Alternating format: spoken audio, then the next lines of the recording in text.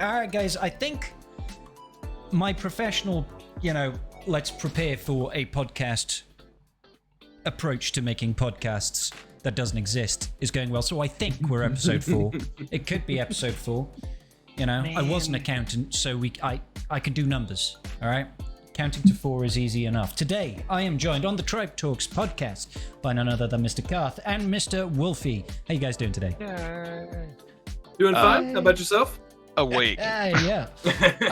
I'm doing surprisingly fine because last week in GAC I got my butt handed to me, and this week I failed so miserably in round 2 that the only reason I won was because my opponent failed even harder and didn't kill a single team, and it looks like it forced him to rage quit the game. So I don't get it. He preloaded 3 teams, or he failed 3 battles on all my GLs and preloaded the Lord Vader, had 11 banners, and I noticed before and after the GAC started, he used to have a guild and now he doesn't. And I'm like, did I make him quit? I don't think I made him quit, but I like to feel like I made him quit. So I'm somebody sorry. Somebody could have taken over the account mid. Yeah, they could have done it. Just left the guild he's in. Yeah. Shit just got real. Damn. Yeah. He actually did worse than my opponent, because I had an opponent, I think, round 1 this week that did 3 attacks and against 3 different teams and managed to score 17 banners. So they actually got some kills. They got 7 characters done. Your guy is a literal god compared to my guy.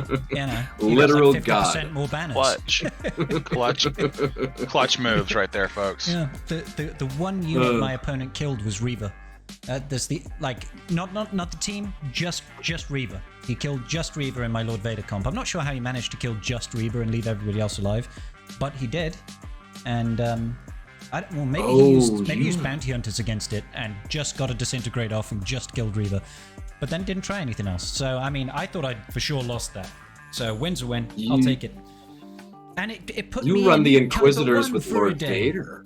I do, yeah, I've gone big balls on it. I've just decided, well, the thing is I kept on running Reaver on defense with the full GI squad, the proper strong with a really good Datacron, and it was still getting one-tapped by Treya.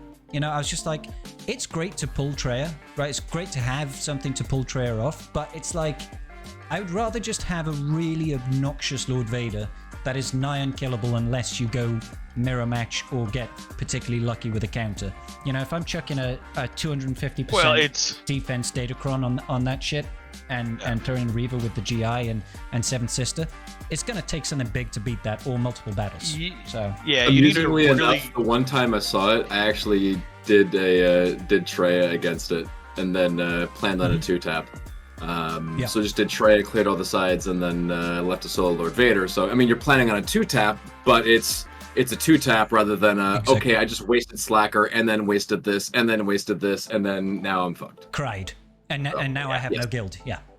Yeah, no, it's not that crazy to go through and do. But it's like you're getting to the point where you're like planning 2-taps. You can 1-tap with Slacker, but then it chews up all their resources. Like you're gonna have to go in with Watt, you're gonna have to go in with the armor, you're gonna have to go in with like Hux and crew, and then so you chew up a lot of good resources on that fight, and it still needs a good cron to go with it, and then you can dial it into, okay, you 1-tapped it, but now you need to send C with a bunch of shitty Sith to go deal with my Malgus team, which means you're gonna lose a ton of banners there. So it's like, and you're gonna lose a ton of banners in the Slacker fight. You're gonna drop probably 12 banners each of those fights. It's like, so it's still guaranteed for me to get a 20 banner up on you. To be fair, with the defense setup that I had for this one, my north wall was all GLs. So I had Lord Vader with Reaver, I also had JMK Cat, and I had Ray Ben, and I had, who am I missing? Jabba with a massive defense data. So I was like, I was stonewalling north. Are we still questioning whether or not you made this guy quit the game? Come on. This is still a question. I was just like, fuck this. Just do it. I mean, there's no way I fall clear with 2 GLs for offense. 1 GL for off. 2 GLs for offense. Yeah, I have C and JML. There's no way I get the full clear unless they go super light on defense, but I just decided to be that guy, and I'm not changing my defense for this next round, even though this last round I'm a paltry 9 point 8 mil GP against 11.5, and I'm just like, yeah, whatever. Uh-oh. But you said peeking back into Kyber 1? Yeah, so this win got me back into Kyber 1, and now I've got this 11.5 million guys, so I'm going back to Kyber 2, baby, yes. And even if I win, I think I'll probably get squished out of Kyber 1 next week anyway, so who cares? Yeah, but you can't, you'll still get Kyber 1 rewards until the season start, or the first round of 3v3 starts, so. A week and a bit of Kyber 1. 20 crystals. Yeah. Hell yeah, yeah, hey, that's like 140 crystals by the time GAC starts. I'll That's take a couple refreshes. That's something. It's exactly. And I am, double refreshing all my hard node farms for Genlite Cal. So I'll take the crystals if we can. So yeah, how's your guys' GAC been? I love the t-shirt, by the way, Wolfie. It's beautiful, man. It's beautiful. Hot and Chewy's. Straight smuggler whiskey. Oh, it's some good stuff. I would buy that whiskey. I'd buy that whiskey. Right? I would take it, absolutely, 100%. GAC has been hit or miss. We've had some stuff go exceedingly well, some stuff go exceedingly horrible.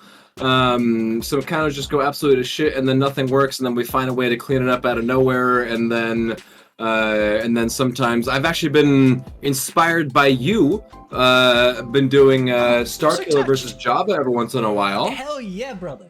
I guided going Ram very through that well. live on his stream. he was gobsmacked. He was like, "What?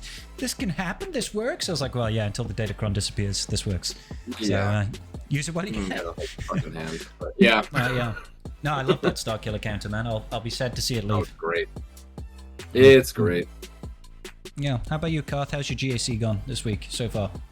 Oh, I'm straight into don't give a shitville. I've honestly, like,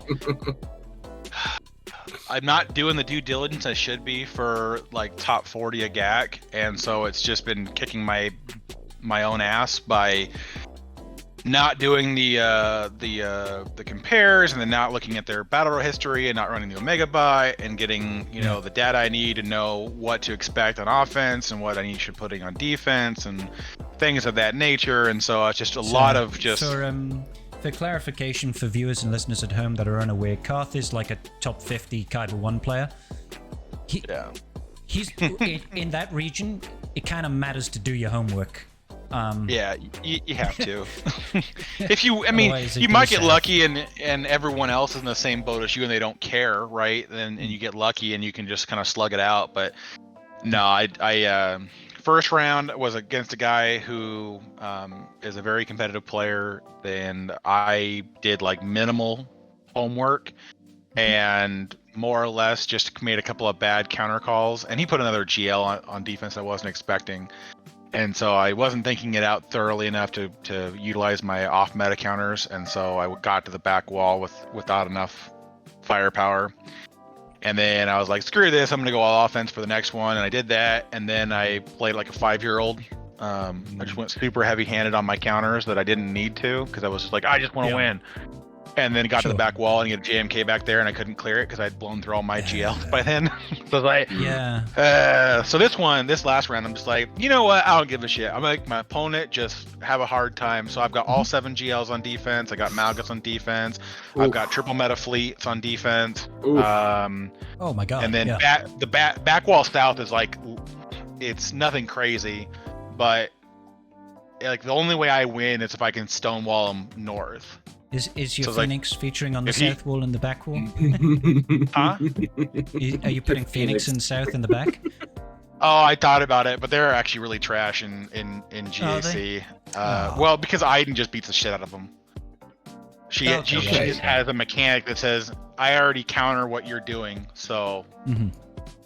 So, and Aiden's not on defense in 5v5. Again, so. If Aiden is being used to counter Phoenix, if Phoenix is now pulling Aiden, that's a win, man. Like, Aiden can kill frickin' CLS. Like, Aiden can do some serious work. But you have to put down multiple things to draw it out then. Like, you have to put somewhere for Aiden to get used for, like, you put Phoenix in front, then to draw it out somewhere else. CLS and Momo in front to try and draw out Aiden, and Phoenix in the back. But I use all of those things for things on offense. Yeah, no, to be fair, I also use those for offense. Yeah, no, that's a big commit. Like I tend to go relatively heavy with GL defense and then save some of the the A tier off meta stuff like gas and CLS for offense. But that's usually how I play it. Yeah, back wall is pretty simple. It's just a GG team with T3 and BB8, Seer with the leftover Inquisitors that aren't going with Lord Vader, and then Thaw with triple tanks because I like to be a dick. I'm going to say something a little bit controversial now, and if we went back like 9 months, I probably would have slapped myself for saying this, but can we get some more Inquisitors? I mean, I want to fill out a second Inquisitors team, man. Well, I want. I'm that guy. Well, I've been asking for Purge Troopers since the Inquisitors were announced. Like since they said that, I was like, "Give me my goddamn Purge Trooper! I need this in my life." Yeah, give me more Inquisitorious tags, but I don't necessarily need more Inquisitors. Give me like a Purge Trooper that does the same. That does what the other one does in TB, which is like the mass assist, and then give me like a tank version or something. Like I grant they can go with. There's quite a few variants of Purge Trooper that they can build in. I'm down for that. Electro staff and batons, and then you have the gunner and things of that nature. Absolutely. You've got options that they could do that would make it. You could fill out a second faction, and then, but then again, it's like this thing is like I still need a 5th character for Seer. I still need an UFA tank that's not crew. Because it's like... Ninth sister. She's not good. With Lord Vader. Well, no, she's not. I mean, she's tanky. She tanks. But she only has one ability that taunts, and her reactive taunt requires you to put other Inquisitors with her. So it's like, you have to have the Empire tag for her reactive taunt to take effect. So it's like, if you're not running her with like other Inquisitor members, you're just kind of pooping on yourself. So... And we don't like to poop on ourselves. At that junction, well, and you don't have Afra right now, so it doesn't matter. You can put Darth Vader with Lord Vader if you want, or free agent him. But Darth Vader for me pretty much lives with Afra on offense. So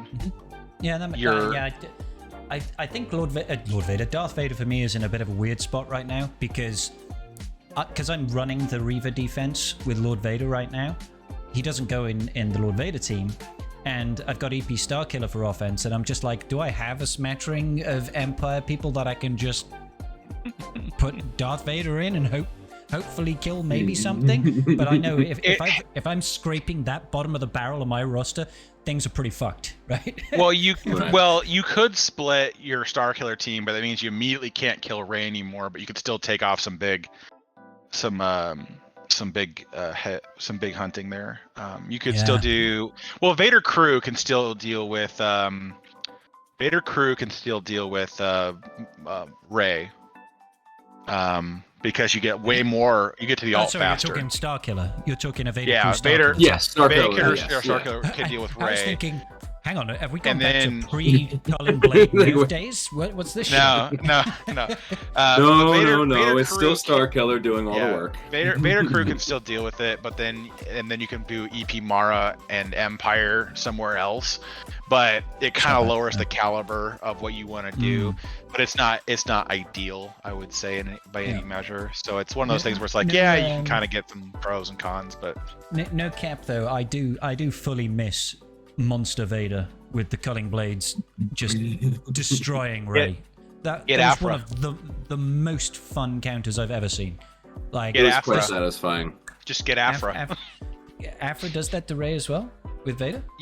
Yeah. Well, it's a little bit harder to set up, but Afra gives Vader 10% offense per debuff inflicted on the next turn. So when you do a Force Crush and you get 30 debuffs or something like that. Yeah. That's just for that throw, but you got to set it up. Yeah, for that throw, but you can delete somebody right out the rip. It's I like it. That's why they live. That's why they live together, right? Is because it just makes them ridiculous. Let's see. Bad suggestions in my head. Don't make me want to get Afra now. You know I still need Slacker. And I'll finish off my Jedi Knight Cal farm, and then I'll finish off my GL Leia farm, and I'll be like, I could do Slacker. Let's get Afra. So it's in her leadership. Whenever a dark side inflicts a debuff, they gain 5% offense for 1 turn, and then Afra gains Siphon, 5 Siphon stacks. Yep. If the dark side ally is a droid, Darth Vader, or Chrysanthemum, they instead gain 10% for 1 turn, and then Afra gains 10 Siphon stacks. So you have what you can inflict the maximum of 4 debuffs per enemy. Yeah. With Force the dots Crush. and the speed down, yeah. Yeah. It's just a bit of a shame because you wouldn't be able to go into Merciless and then Cull, would you? Because that would count as your turn. You'd lose that offense. Is that right? No, because you go Merciless, Force Crush, then Cull. Oh, because you can't loop. Sorry. You can't loop the turns anyways. Okay, yeah. Cool. Okay, so it's when he inflicts the debuffs, it's the turn after he inflicts the debuffs, he gets that extra offense. So you can still have Merciless Massacre active and just... Oh, yeah. Yes. And then just destroy somebody for 1,000,000 damage. It's a fantastic time. And that's kind of where they live together. Because you can take Afra, the 2 droids, B2, and Vader, and you can still beat Jabba right now without the Kron. Like, it's still doable. B2, huh? Yeah, because the reactive turns, and you can you strip the special buff. Hit immunity. No, you fuck your GG team over. But yeah, but what is GG doing anyways? Well, I know. It's just that's the trade-off that you're making. But it seems like a worthy trade-off. It's just I would have to actually, eventually relic my B2. I feel bad for my B2, man. I've had him since the gas days. I had B2 at gear 12, only missing the finisher piece. And he's still there to that day. He's just missing that finisher piece. And I'm like, I really should just put that damn thing on him and take him to Relic 5. But, Relic levels, it's a hard sell these days. The reactive turns really help because you get rid of the hired muscle. And the hired muscle really nerfs the damage output and the capabilities of the other Hutt Cartel members. Because he'll use it right out the rip. So he does that, you take your bonus turn, you cleanse it off of them, and then if you land buff immunity, great, then they do less. If you don't, then you hopefully get multiple turns. But he's also doing multiple debuffs, so not that you need the offense, but it helps Afra ramp her offense. Not her offense, her siphon stacks. Yeah. So, because you'll get 50 siphon or something every time if you can land everything. So you kind of have to mod him a little bit differently. You want to mod him high potency versus... more of a tenacity build, which is what you kind of see in GG setups. Yeah, I mostly have my heavy tenacity so he doesn't get debuffed. And once you land shock on him, you're not having a good time with your B2 anymore. That's the great thing about B2. He's got a really cool kit, particularly after the buffs from GG when GG got his rework all those years ago. Like, it's super useful because when it comes to modding, you really don't care about speed on the B2 at all. No. You don't even necessarily need to care too much about health, so you can mod him for, like, tenacity and potency, which is kind of unique. There aren't many characters in this game that you're just like, yeah, I'm going to go full send on tenacity and potency. Maybe I'll have a crit avoidance arrow on him. It's like... Yeah, that's what I run. That's nice. I run a crit avoidance arrow. Yeah. It's cool, man. It's cool. It's different.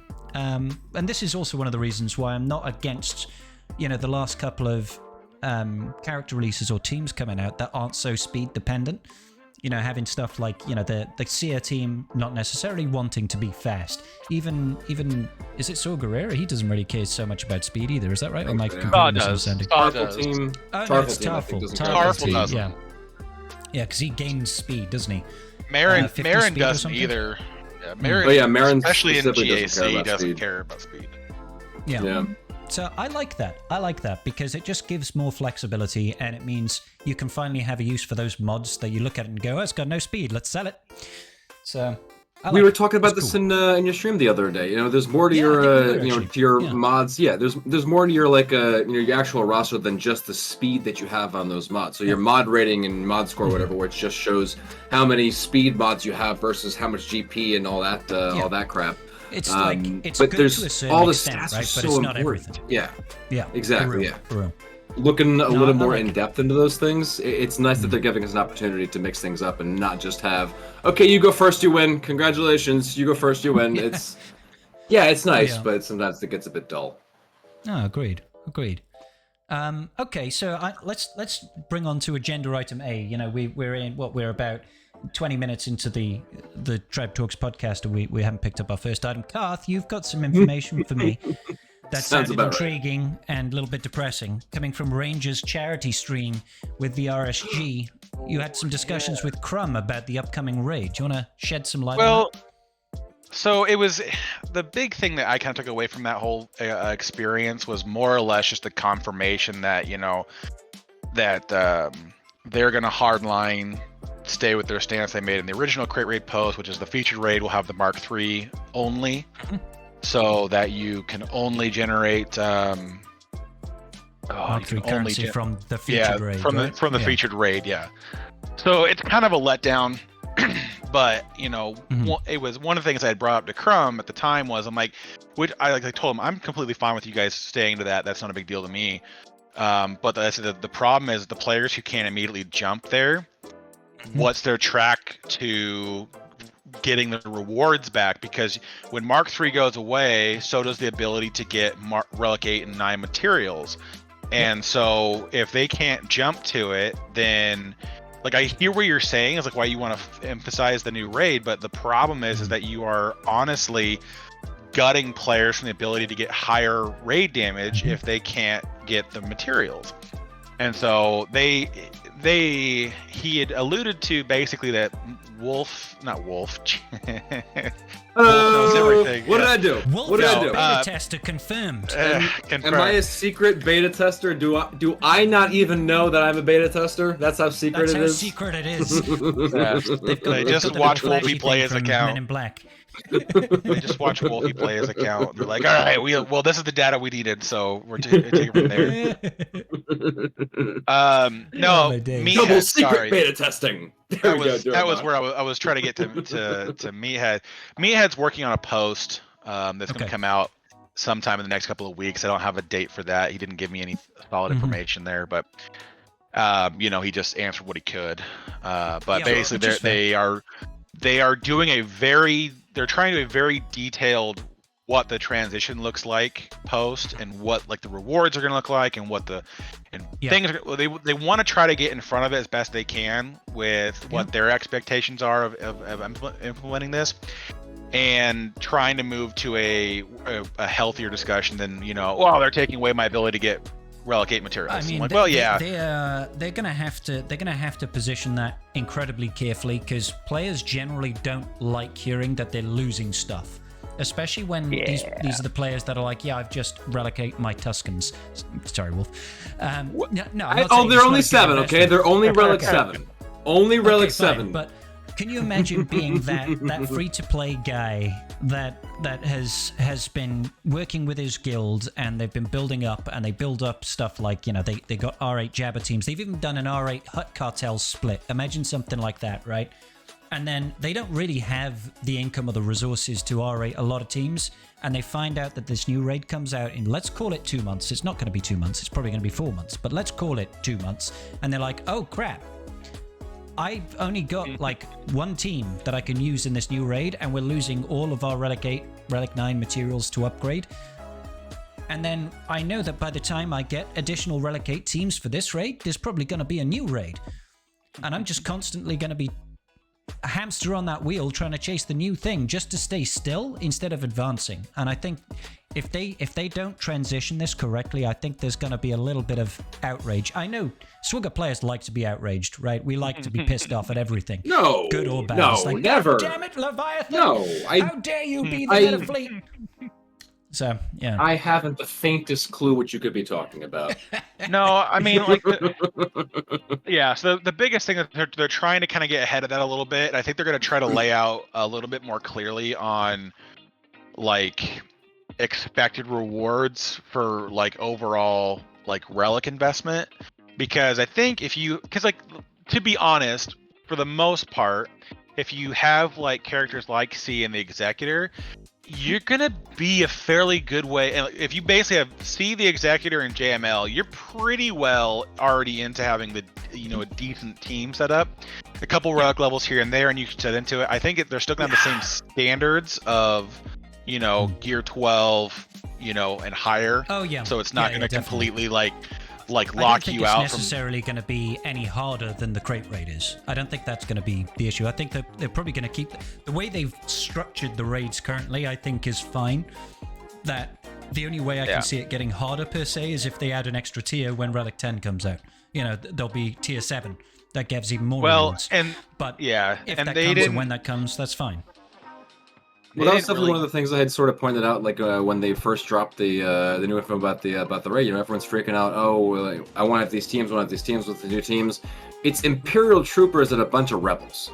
So these are mostly requirement characters, and then Ewoks, obviously. But you know, some crazy people I have learned actually have Relic Ewoks, so I'll stop questioning who the hell has Relic Ewoks, because people keep answering. Apparently, people actually have Ewoks. Our good friend the Gerbil, who featured on last week's Tribe Talks podcast. I know you guys didn't talk with him because I had to record it earlier in the day, but yeah, he I think he likes Ewoks a little. So yeah, I've been learning that people actually do have their Ewoks up, and that's been it's been a learning experience. But otherwise, your rebels and your imp troopers, you should have these people. You know, these are good characters. This is not wasted investments. These are requirements.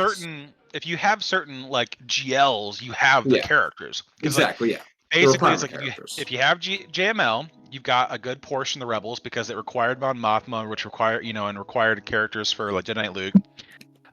You know, Han, Chewie. If you guys don't have those at Relics and in your endgame account, I don't know what you're doing because you don't have any of those other characters. Well, and then between right? So for Jabba, and between basically between Executor and C, you pick up a good portion of the Empire faction that you're supposed to have. Yeah. So it's like the only one that's not a requirement. Well, there's a few that aren't requirements, but.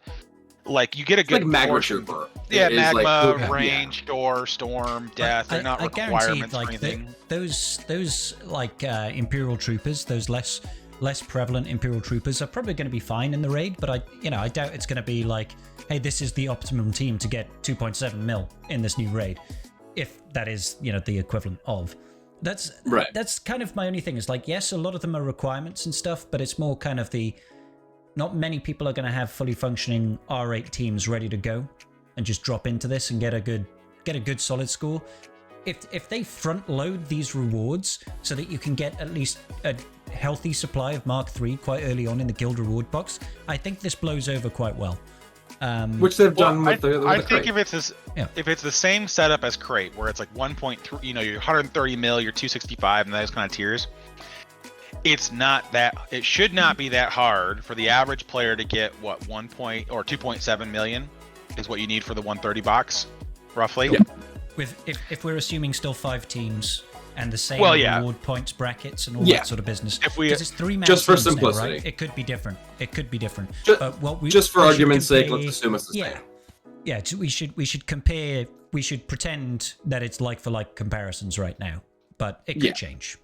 So. Oh, absolutely. Yeah. But just for argument's sake, good change though.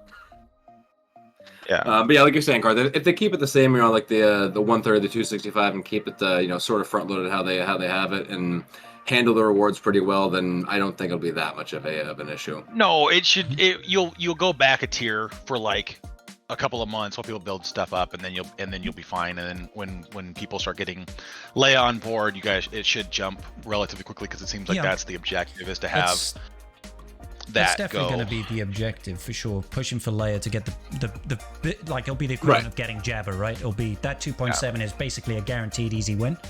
And even for early game accounts, if a lot of early game accounts are, say, working towards Jabba for their Krayt raid farm, that's not too much of a far cry from getting stuff like JML, where you start building up your things like Mon Mothma. You've already got Jedi Knight Luke. You've got a little bit of investment into Rebels. There's always going to be something that you can use to start doing some damage in this new raid. You might take a bit of a dip in rewards for the first couple of weeks, couple of months, and that sucks. But that's down to how CG communicates this. They're going to have to be very careful. This is going all the way back to my first point. The way they communicate this to the player base is going to dictate how well or badly it's received, right? Yeah, I'm just hope. I'm like this is what I mentioned to Crumb yesterday, which is basically I want them to get in front of it as far as we can, so that the expectations can kind of start to get settled. So by the end of August, if you got to get R7 troopers on board, or you can just kind of sit there at Gear 12 and call it a day. Like, Like, is it going to be this kind of insane, like I've got to have super high investment to get there, or is it more like what we had in Krayt, which is like, well, Gear 12 will still get you 300,000 points fairly easily for most teams that go in. So it's like, okay, well, if I can do 5 teams at Gear 12 and that gets me, you know, my 100 and 1.5 mil. Yeah, your 1.5, then it's Yay, like, math. Oh, yeah, sorry. I'm still waking up a little bit here, but yeah, the I got a ping at 4 a.m. So I woke up in the middle of the night. Man, I'm just here for you, Carth, and for you, I Wolfie. see that. I pinged these guys my afternoon time. Time zones are funny things, guys. Time zones are funny things. Time zones are I fun. pinged Carth at 4 in the morning. He woke up and sent me a picture of. No, he didn't do that. He didn't do that at all. He didn't. But Wolfie was Did like, that "You pinged before me I at went 7 in the to morning, you bed." son of a bitch." So yeah, sorry about that, guys. I'll make sure to do it No, next it's week fine. as well. Perfect. Cheers. But I will say, but like you said, they are actually making a good effort to get ahead of things, and I was very, very surprised when they actually made the raid announcement because it was this early. I'm like, Yeah, for 5-6 months ahead of time. This is not like CG. That just absolutely threw me through the loop. I was not expecting that. Not just announcing it, but giving you a snapshot of the characters they were planning on using inside the raid as well. It's like, Huge so advance you know, notice, really. I've got those 20 characters in my my squad tabs, and I've got them lining up there and waiting to do anything with them. But you know, it's like, it's nice to have that kind of goalpost in front of us that we kind of know what to start walking towards and what teams to build up. And the thing is too, is that almost everything besides Ewoks is not a bad investment for what we have for And the that's raids, true so. for the whole game, guys. Everything besides Ewoks, okay? If you take I that mean- approach to Galaxy of Heroes, you'll be absolutely fine. It's going to be interesting what Princess Kenisi does with Yeah, for sure. with the Ewok faction at Relics, but it's not a character I'm going to dive after hardcore. Like, and yeah, there's a lot of things that we kind of gleaned from our conversation with Scrybe yesterday. So there's just bits and pieces that kind of help piece together what we can expect to a degree. So Yeah. So for listeners at home, the main takeaway here is start prepping for this new raid, because as soon as the new raid comes live, you're going to lose all your access. Well, you're not going to lose all your access. Your Krayt rewards will lose access to Mark III currency, okay? And that means you're not going to be able to as easily get those high-level relics, so start prepping to make a transition. The earlier you're able to jump on it, the better you are, but, you know. Yeah, I'm hoping to a be small cognizant degree of that like they still keep the personal track for the Krayt reward the same, so you can still get some while you're doing it, because then there is an incentive there to still be doing well in the Krayt raid. Otherwise, it's like, if I can't get the tokens I want, then why do I care? And I suppose, like, for someone that's who's fair, like me, Jeremiah. for example, what am I like? I think I get the 5.4 mil personal reward box. I do like 5.7. Wolfie, I think you do 6.4 box. Karth is 10 mil plus because he's crazy. I'm working on that 8.5. I'll get there. I think my Mark III might be somewhere in the region of 150 or 200 odd additional Mark III from the personal reward. It's not huge, but it's something. I'd rather get it than not get it. You know, it's twice a week, man. It's twice a week. You know, that's Like some we were saying, additional. You know, sorry, go I was ahead. saying, like we were saying with getting like the Cobra 1 crystals and everything. Oh, it's only 20 crystals. Yeah.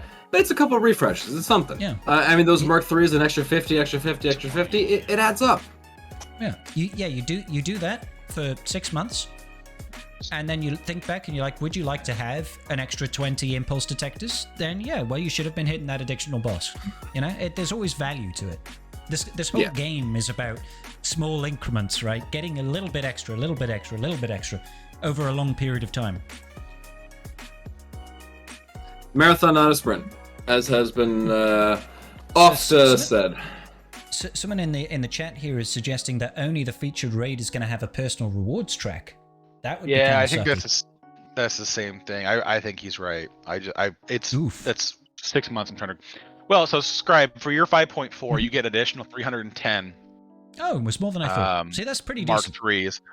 Yeah, that's twice a week. So that's enough for 3 impulse detectors a week at that junction, which is better than absolutely nothing. But yeah, Oh, yeah, it's I like 12 I said, a month. I 12 impulse detectors a month is nice, man. I'll take that. Like, why not? Yeah. But hey, But if again, we're losing that as well, that is also kind of sucky. But hey, That's yeah. I mean, they're gonna push it towards the thing that I was actually interested in. I guess I'll steer away from the talking about the raid at this junction. Was the conversation we had kind of around conquest and datacrons in general. okay, because they changed the store refresh, which I actually love this. The store That- refresh changing, yeah. I love it. It makes it easier for players to get a little bit more free-to-play access on like the shard stop currency purchases and stuff, where you can get some of the easier relic material or the upgrade materials. I'll take it just for the data cache, man. Like, if I can buy data cache every refresh, that's huge. Yeah, that's going to help a lot of people. Well, and so I know, big surprise. Part of the reason, and this is my take on what was said, not Crumb's verbatim words, was that part of the reason why they lowered the relic requirements for this next set is to help drive player engagement. Because they're basically outside of Kyber, 3 and up, you get decent engagement, and then after that, it just kind of like they get a couple or whatever, and then that's as far as they go. And part of the big reason for that is that a lot of accounts lack the depth to make use of that. Which is why they also lowered the relic requirements for this set only to 135, right, instead of 357. I spoke about this. I think it was on Friday stream. I spoke about this and I said, look, CG is putting a clause there saying for this set only we've lowered those requirements, but I guarantee you it's them testing the waters. It's them testing the waters saying, hey, does this work? Do we get additional people investing in datacrons because we've lowered the relic requirements? If it's really good engagement, I guarantee you they keep it that way. I guarantee you they leave it that way. They're like, yep, this is it. Or they'll alternate it. Every other set will be 135 instead of 357. And it was clear from the conversation that they were still investigating kind of where they wanted to land, because they weren't happy with where things were at. It kind of seemed like things still needed something kind of addressed. Okay. And so for a portion of it, it kind of came across to me that they want to try to make datacrons not so intimidating to use. I think for a lot of players, that's where they get kind of stuck, is that datacrons become just this massive blank wall of information. Yeah. You got to learn all this stuff. You got to redo all this stuff. There's just a lot of things. We have enough walls of text in game as it is. And so they kind of want to look at a way to make that less. And like my advice to them was like the stats are going to be the stats you get on the 1, 2, 4, 5, and 7, 8. Those are going to be for your whales that are going to be willing to go hardcore and re-roll and redo and perfect it to be obnoxious. I'm like, what I was saying is like kind of what they've done with this set, but even more limited, is go wider with your factions, but have smaller pools to choose from. So it's like each faction has one or has like 2 or 3 options for them. And then because the problem becomes is that the higher you invest in the data, you have to invest higher and higher to be able to re-roll a faction that you like. So it's like this current Datacron set. If I land on Wookiees, but I don't want, or I want the Wookiees, but I don't want the one I got. Sure. Oh, God, the stupid AI. I have to take it to level 9 to re-roll it now because I can't get. I have a 1 in 4 chance of getting the same faction, and then I have a 1 in 4 chance, and then I go 1 in 2 mil dedication. It's pretty heavy invest. It gets pretty heavy, so I'm like, you need to limit those so that players are willing to go up higher, because right now they're not willing to go higher because there's no incentive. I'm gonna take what I get, or I'm gonna start over.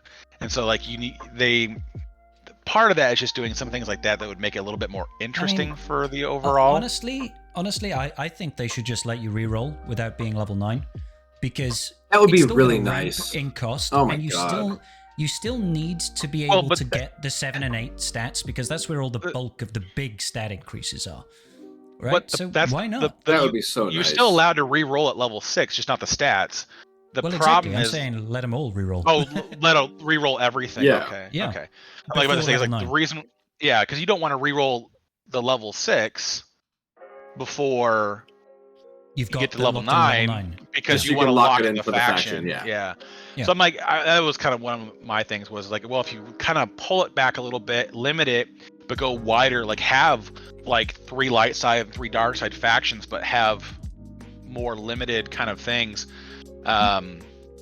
Where it's like, okay, well, we have a couple of the new marquees that are going to be in here, but we have a couple other things. They could do all sorts of things. They could even have, in those 50-50 splits, they could let you spend additional currency to lock in and say for instance, light side happens to be rebels and rebel fighters. Let us have additional resource to say, I want it to make sure it's a rebel fighter level 6. You spend additional just to guarantee it's going to be you can't necessarily guarantee it's going to be for a particular unit or whatever. It's a particular, in the faction sense, it won't be like it won't be a particular role within the 4 that you can get there, but it will definitely be a rebel fighter one.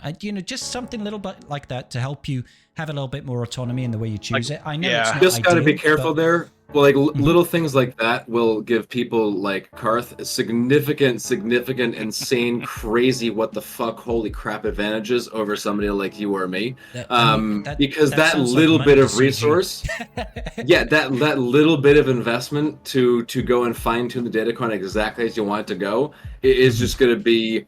It may almost be less investment and everything, because with the RNG that's there, like the whales still need to like deal with the RNG, deal with all that aspect, and you're gonna just go, all right, cool, we're buying it, done, right over there. And again, like I said, anything like that will just inherently benefit the whales more than it will benefit anybody else. It just inherently, it's just one of those things. Another thing that's I totally agree with you, actually, Wolfie. I didn't think of it like that. But one thing that's just been brought up in the chat as well is that they could start by fixing the hideous interface. And I've got to be honest, they really need to do that, man. Like, give us a proper way of sorting my datacrons, please? Like, we can't even swap between datacrons. We got to go back out and switch to the next one and hope you've clicked the right one, because you can't order them. Not really. You can favorite one, but like, you need to be able to have better management. No, like, you can't do anything with them. You can look at them, and then even when you look at them, if you're not looking at them inside a squad, like ready to battle, you can't see the combined stats. You have to try. You got to manually add up the stats yourself when you look at them. Be like, come on, man. Like, I don't want to have to do that. Fix it, dude. And while they're there, also fix the data discs in Conquest, because that just drives me fucking bonkers. Man, like, let me long press on it and see what the damn thing is. Holy crap. Yeah, for real, dude. It's just, it's dumb. What is this, amateur hour? So that actually brings me to another point, is because that's one thing that they talked about, was just the amount of time spent in game and how they're trying to address some of those issues.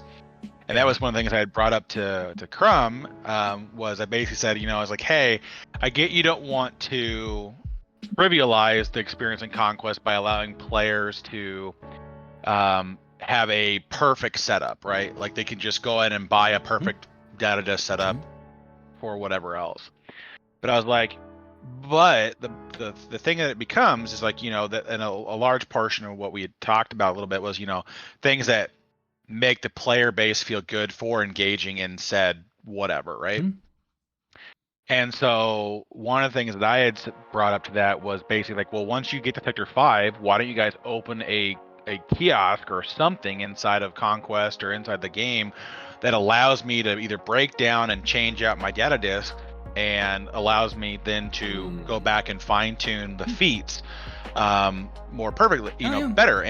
And my logic behind that was basically like, when you're on a knife's edge of being able to red box or not based on what you get for data disks, it can be really disheartening for a player who let's say the first Conquest we had with Malicos, you got your perfect setup and you were able to red box easily. Oh my god! And let's say this next one, you get none of it, and you have to pull teeth to get your red box. It's going to take you 10 days now to get your red box, because you can't cheese any of the feats. You can't do anything crazy because you're stuck. And And basically I was like, well, you know, it's like when you make it RNG dependent, or you have Datacron or data nodes that give you 3 of the same one that you don't need or want, you know, it doesn't give us a good feeling, but it also really hurts players that were on the verge of being able to do something once and not anymore because of RNG. So like if you gave us something like that, you know, you beat Sector 5, that opens up, then you're able to actually, you know, like let's say you can break them down, like let's say you break down a gray data disk and it gives you 1, you know, data disk signal data or whatever the hell they want to call it, right? And then green gives you 2 and blue gives you 3, and then you break them down, and then it costs identically what it costs to then go buy another one. So the store can give you something that you can go basically swap out. I made a very similar, like fucking months and months ago, of just being able to say, hey, if I've got 2 gray data disks that are the same thing, say I've got 2 gray caustic emissions, allow me to combine both of them and have a green caustic emissions. And then if I've got 2 green caustic emissions, let me combine them and have a blue caustic. Like just something like that you see basic in every sort of action RPG. You know, like Diablo, for example, being able to break down gear to get materials to build new gear. Let me trade stuff. Let me build it how I want it. If you want to keep an element of RNG in there, sure, do that. But like when you get to the end of Conquest in Sector 5, you've got like a dozen data disks that you just don't use, right? They're just sat there in your inventory. Yeah, and it has that extra element of strategy to it. It has the extra amount of strategy, because you can like plan for, grab a gray of this or grab a gray of this, you know, plan for it over here, and then you can then work that into your whole like farming strategy, like going through Conquest and everything. And it's, I think that would be interesting. If they put that after the bonus node of Sector 5, like Carth is suggesting, that's fine, because it means people still have to beat Sector 5. You've still got to go all the way through Conquest. They could even remove that last data disk node in Sector 5. Doesn't give you a data disk, but opens up a shop where you can do this trading, upgrading, breaking down business. I'd be cool with that. That would make it more fun. Why not? Well, and that was the point, is that they don't want to trivialize the event. They want to make sure that players have the investment required to get through Sector 5. But, and then that was my rebuttal, was like, well, okay, but once you get to Sector 5, you know, it's like, it just takes more time. Like, if you can clear Sector 5, it's not that you can't do the feats, per se. You know, sometimes... Well, some of them might be, but... Some people might, yeah. Well, when it's like Captain Rex or whatever, like, if it's brand new marquees that are required, there might be some that you're going to struggle with. Sure, I get that. But for the most part... if you don't have Night Sisters, like some people. Yeah. You're gonna have your struggles with certain things, but you can still kind of power through it to a degree. Scrybe doesn't have that for a Slacker or Night Sisters or any of the cool shit. The current meta right now, goddamn, be better.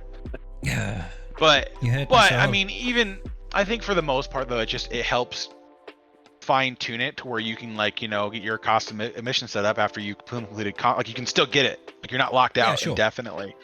And then you can go through and do all your missions and whatever else, and that's kind of a reward for beating Conquest at Sector 5. Exactly. And that's, but then that helps you speed up your feats, and helps you speed up your time in game and things of that nature. And that to me would feel fun, because, like, in my opinion, Conquest is fun when you're working through the sectors and you've got a good data disk setup. It's fun when you can go in there and you can just do, like, let's say Bad Batch. Bad Batch Echo does his days and heal immunity. And you've got Caustic Emission and Amplify Agony, and everybody just goes, nope, 1 health. And then you're like, okay, I'll just roll this ball with Echo and everybody dies. Like, that's fun. I enjoy that. Let me have that so that I feel like Conquest is fun to play. You know, like Besamar counterattacks for 1,000,000 damage. Okay. or she does her AoE life drain, and you've got a bunch of Zealous Ambition, and she does like 300,000 damage to everybody. It's like, nice. Normally she does like 3,000 damage. Well, yeah, and that's kind of the drive. If you want the player experience to be more positive, you need to take away the gut punches for not getting RNG on your side. And I think it's like, if you have the mental knowledge of, like, if I just slog through to Sector 5, I get there, I can then take care, I can perfect this. I got some of the things I needed, I can dismantle everything else I don't need, and then roll this into a better set for me. And I think the player base would overall be really receptive to that kind of thing.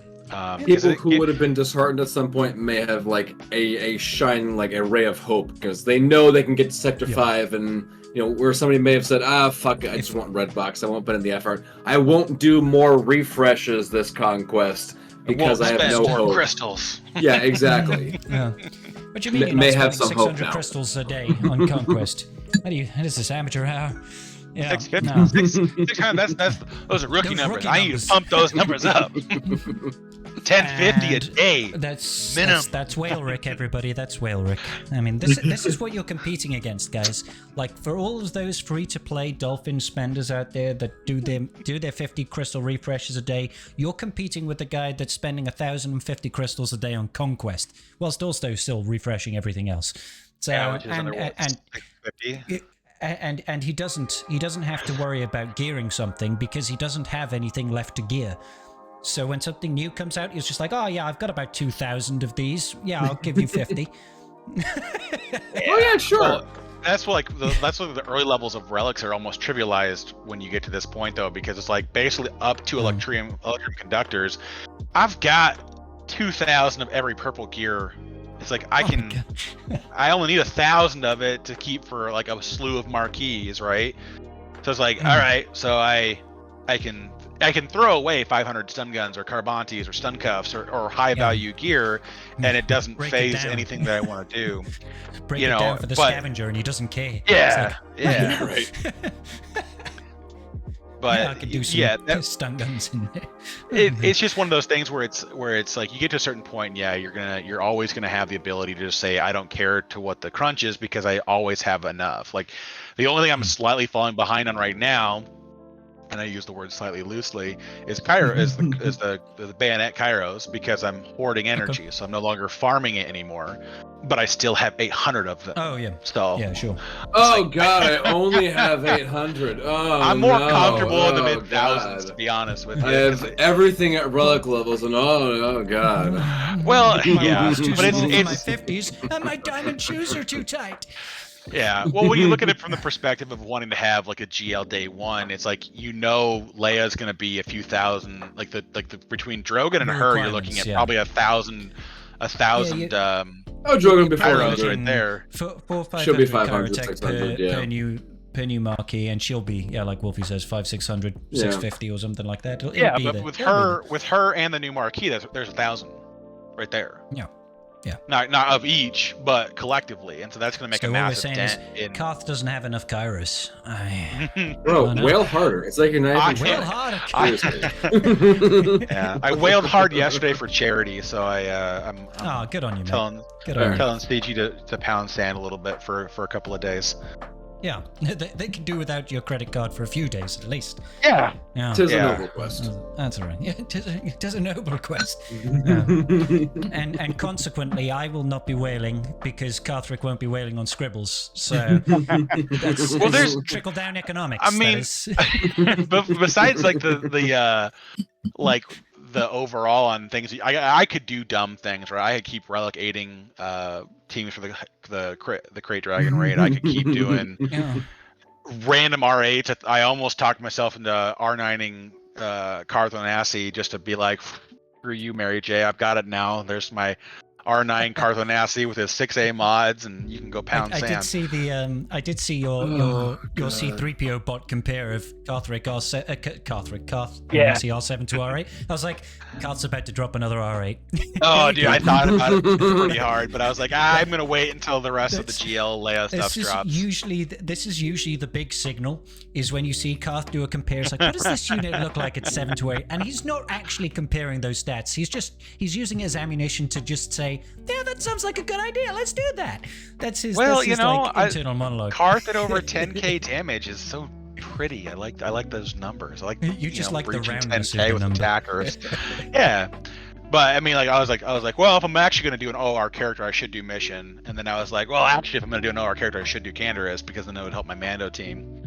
But then I was like, well, screw it. I'm gonna wait for the next set of GL Leia requirements before I even talk to myself into it. Oh my god. There's got to be some R8s coming. this is what I really like about this podcast, and I've got myself who's the smallest account here, and then we've got WulffF who represents the older, more mature player who's got a longer roster and a longer other thing that I can tell you, but that would be not fit for this podcast. And then we've got Carth, who's like this ethereal being from another dimension that we just get to have a little bit of sneak preview into what it's like for the 1%, the 1% of the 1%, And I enjoy that perspective. Well, I mean, I think it's a perspective that to a small degree gets trivialized by the mass player base, because CG makes the game for us, the guys at the top, because we spend about 70% of what the game makes. You pay their bonuses.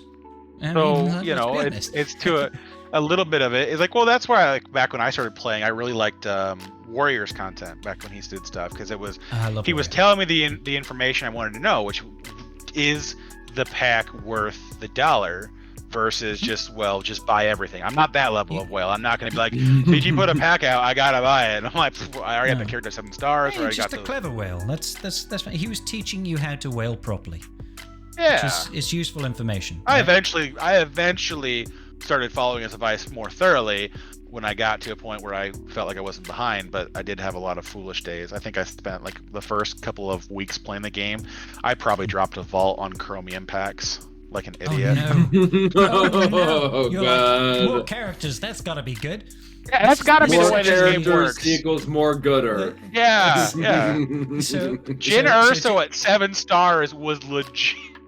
So to give a little bit of context for this, to put into perspective whaling capabilities and what it means to an account to this extent, is I'm going to go round, I'm going to go first, then WulffF's going to go second, and Carth will go last. And I'm asking for two things.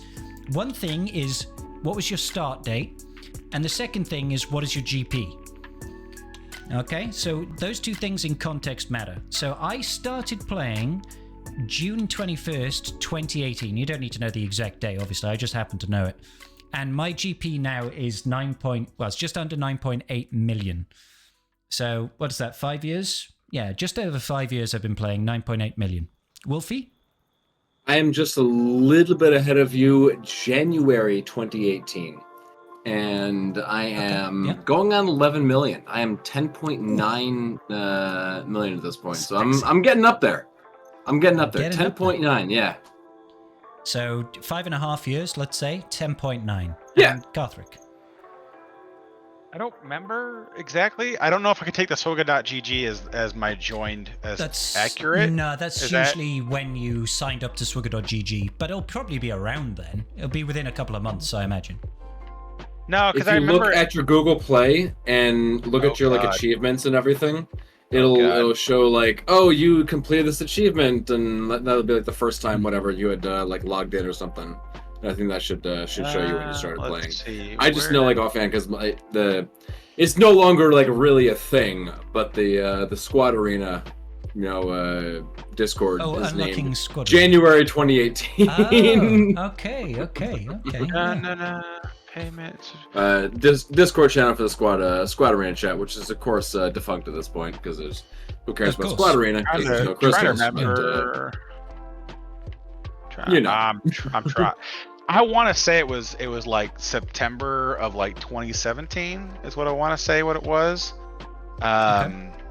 or it might have even been slightly. It might have been the year before because my brother turned me on to it when he went to Indonesia, which was in 16, I want to say.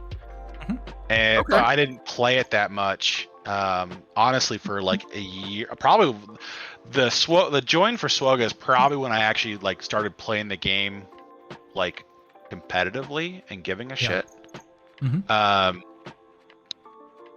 So even then, but I mean, let's say I started in September of 2017.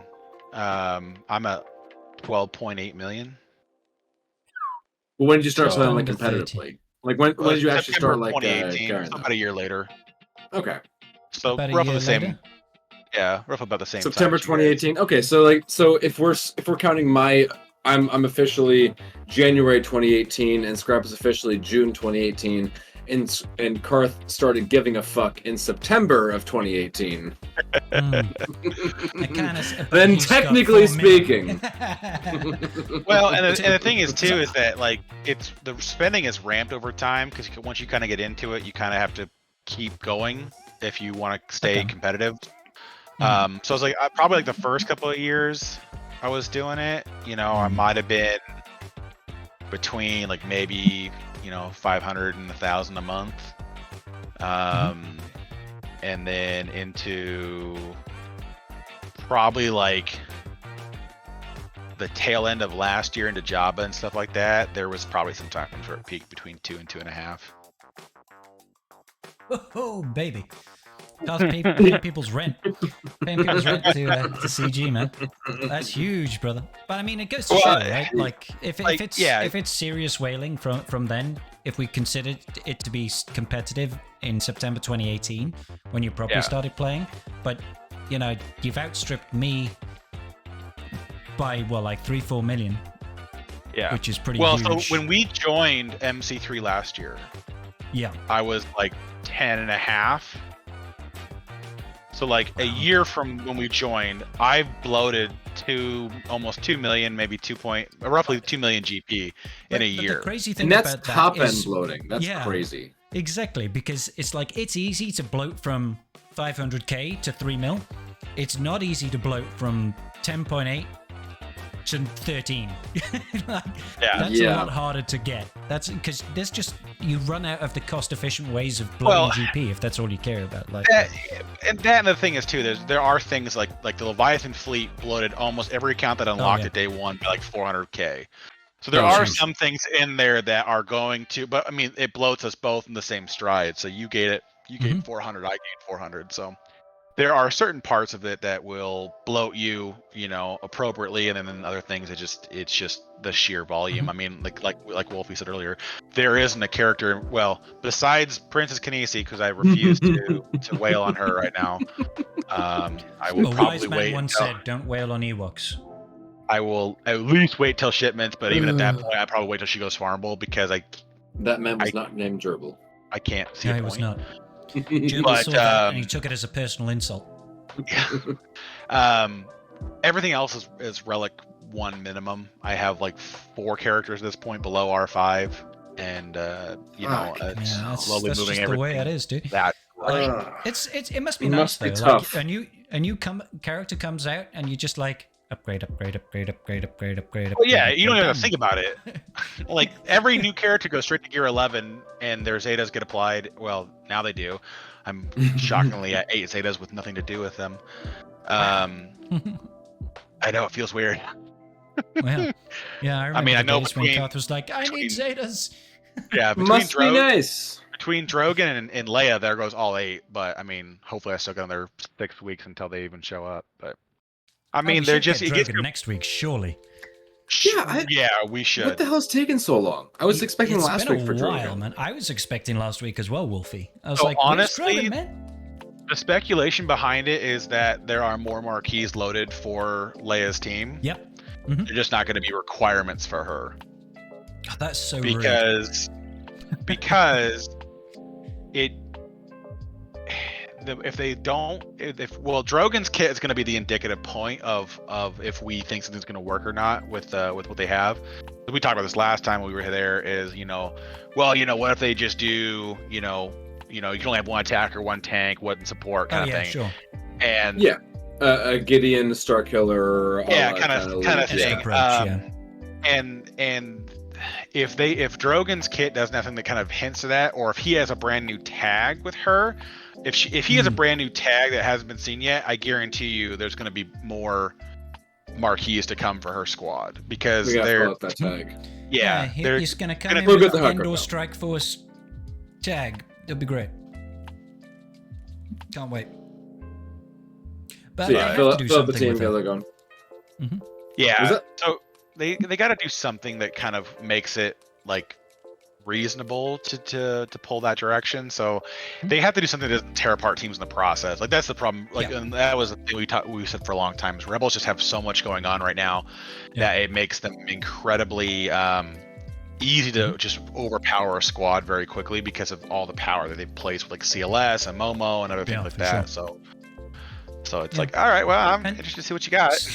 As the chat has been saying here, they can absolutely retroactively add that tag to a couple of rebels, and that's fine. But I guarantee you, 3 out of 4 of those characters will be custom built for Leia. There'll be new marquees. Drogon's going to be one for sure. Surefire. He is staple. GL Leia. He might fit in a team like Saw Gerrera or even a Mon Mothma team in the interim for people that don't have Leia yet. But long term he's going to be like Santi is for Jabba. You don't. Yeah, like exactly. He's okay elsewhere, but he belongs with Jabba, right? Closest, most relevant example, like I said, is Jabba. I mean, they added Hutt Cartel to a bunch of old characters, and that's pretty much that's gonna be the 5th. You got Jabba, you got Chrysanthemum, you got Leia, and you got Skiffy Guard Lando. And then your 5th is either going to be Embo, or it's going to be Gamguard, or it's going to be, Boba, or like depending on where you're using them. But pretty much that 5th spot is like a rotating of the old characters sort of thing. But the rest of the team is all the new characters, the new marquees. So I think a lot of people are expecting a similar thing for Leia. Yeah, because one thing that I actually like about one thing I actually like about Leia's kit that it gets completely overlooked is I think it's in her contract. It's either her contract or her leadership, is that she actually prevents revives. And that's actually a really cool leadership ability. Like, to prevent revives is actually pretty cool. I didn't even know that. I remember using it for Boushh Leia? particular... Really? Yeah, Boushh Leia. It's either her payout or it's her leadership. She prevents revives, or if they get killed by thermals. It's something like that. Because I remember specifically using it in a galactic challenge before Jabba was available to me, and you needed, like, it was one of those revive ones. And this just like hard counted it. It's the contract payout reward. Additionally, enemies can't be revived. That's interesting. I did not know that. It's pretty cool, right? That's pretty cool. And it never gets used. It's like, that's not because you never use her as the leader. Exactly. It's a shame, man. It's a shame. I can't recall very many teams where that's a huge priority. No, not very many, but there are niche uses for it. There are niche uses. Well, immune to stun and enemies can't be revived. That's pretty cool. Yeah. Just for that, Carth, I want to build out a bounty hunter Boushh Leia lead that counters Reaver. I want to watch you separate Boushh from Jabba consistently. Oh god, no! I'll take Jabba in solo to kill something really dumb, I don't even know what you would solo. Or you can play the game of putting Jabba down on defense without Boushh and seeing what your opponents use against him. Yeah, that would be actually people will use some silly things against undergeared teams. They would trooper it because Boushh is what prevents the attacks of the turn. Oh, I know, but people do silly things. Well, they may not pay attention to it. Things. You never know. Yeah. This could be a game. What will they do? What will Well, that's like the first week I put Phoenix on defense is somebody used JML to counter it. Like, okay. Exactly. my point exactly. Yeah. and that's what people will see it, be completely confused, and they either do that, they overkill it, or they underestimate it. It's very unlikely that they'll go in with something smart, like Imperial Troopers. They'll be like, they'll just be like, yep, I'm going to Lord Vader this, I'm going to JMK Cat this, I'm going to, whatever the hell. JMK Cat would work flawlessly at that point, because you wouldn't worry about obviously. But you're still pulling JMK Cat. 100% of how Jabba team works, though, is like, what can I get away with that still makes this team require a GL? Well, pretty much. It's like, hey, at this point, drop Boushh out and drop Skipguard Lando out. Throw in, like Boba and Greedo, and then just see what happens. Mob Enforcer. Let's do it. Greedo and Mob Enforcer. You need some thermal detonator synergy with your boy. Yeah, Jabba there.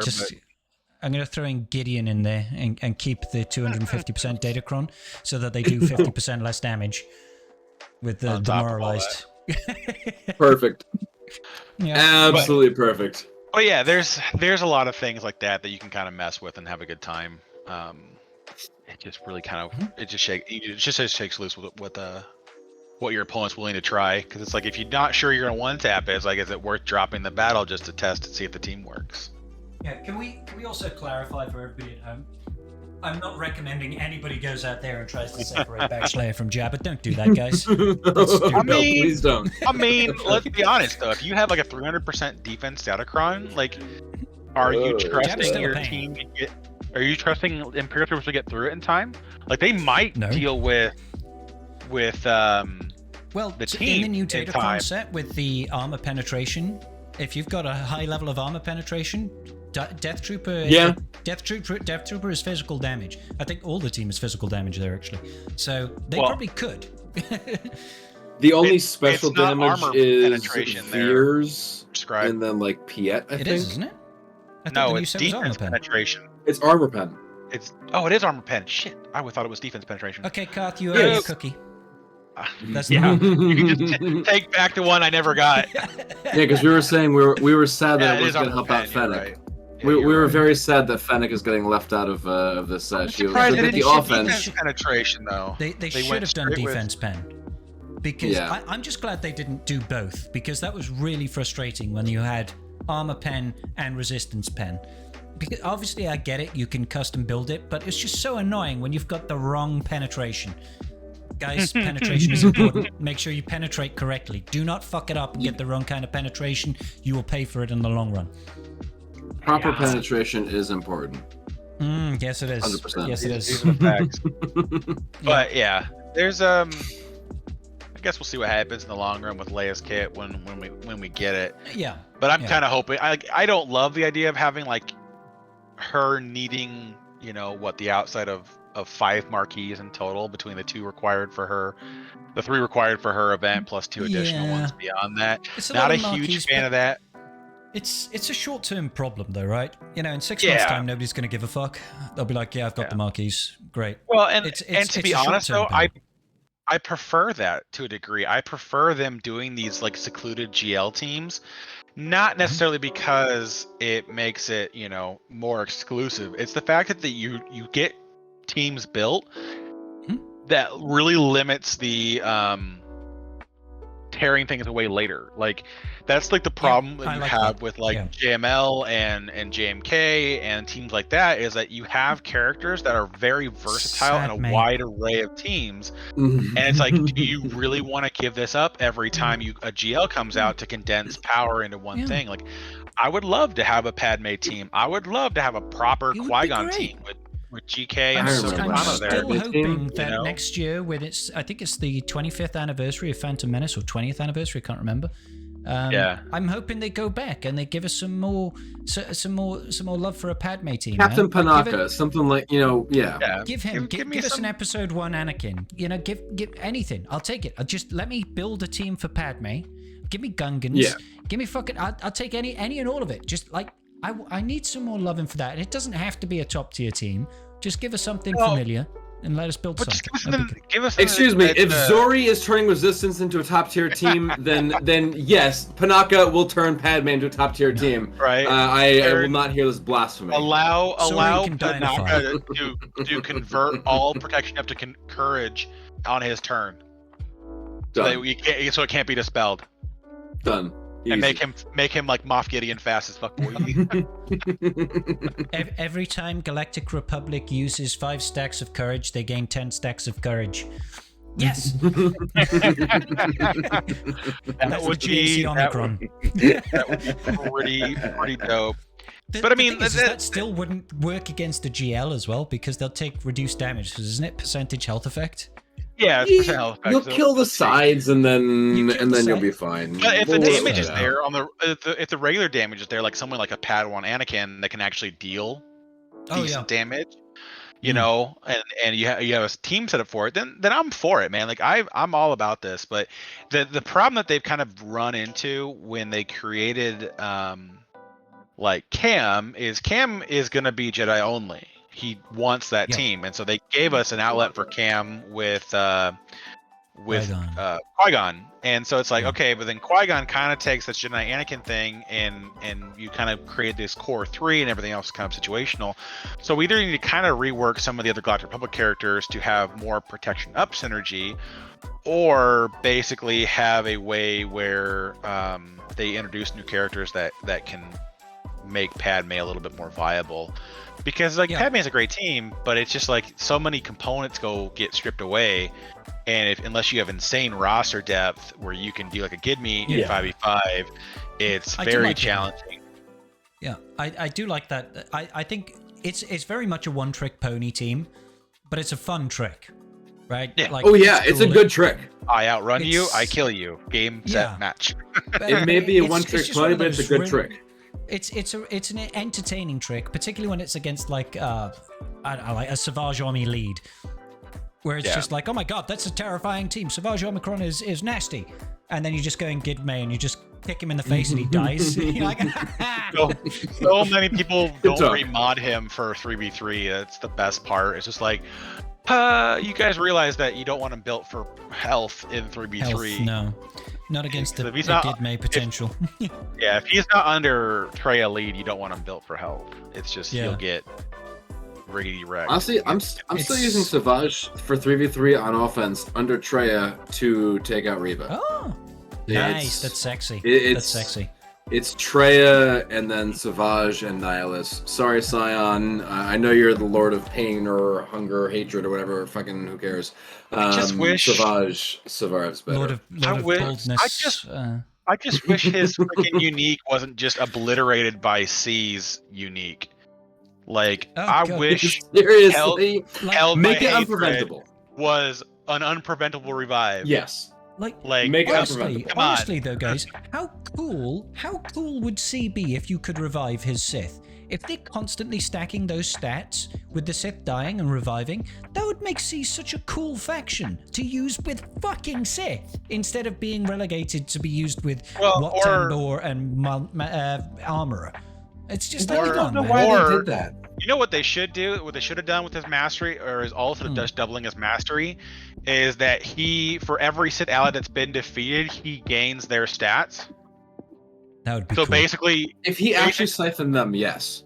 Yeah, but basically what it means is that you wouldn't want to kill C on defense, like if he was on defense, until he ults. The AI automatically ults. Like everything the same, but have him ult, and then you'd go kill everything. But that makes it a much more crazy fight because you have to like slacker and burst him down before he ults, or you have to go wait till after he ults and nobody's dead, and then he doesn't do anything. If you actually made C all of the Sith, then yes. If you actually made it two things.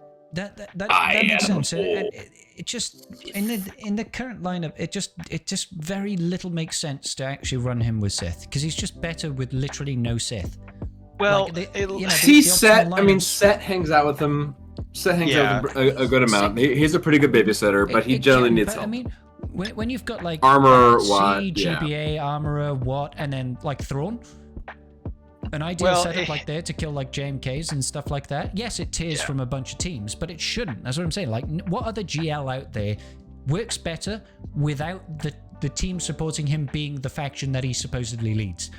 Like, and that's a relative statement to make there because it depends on what you're willing to commit to C. Right?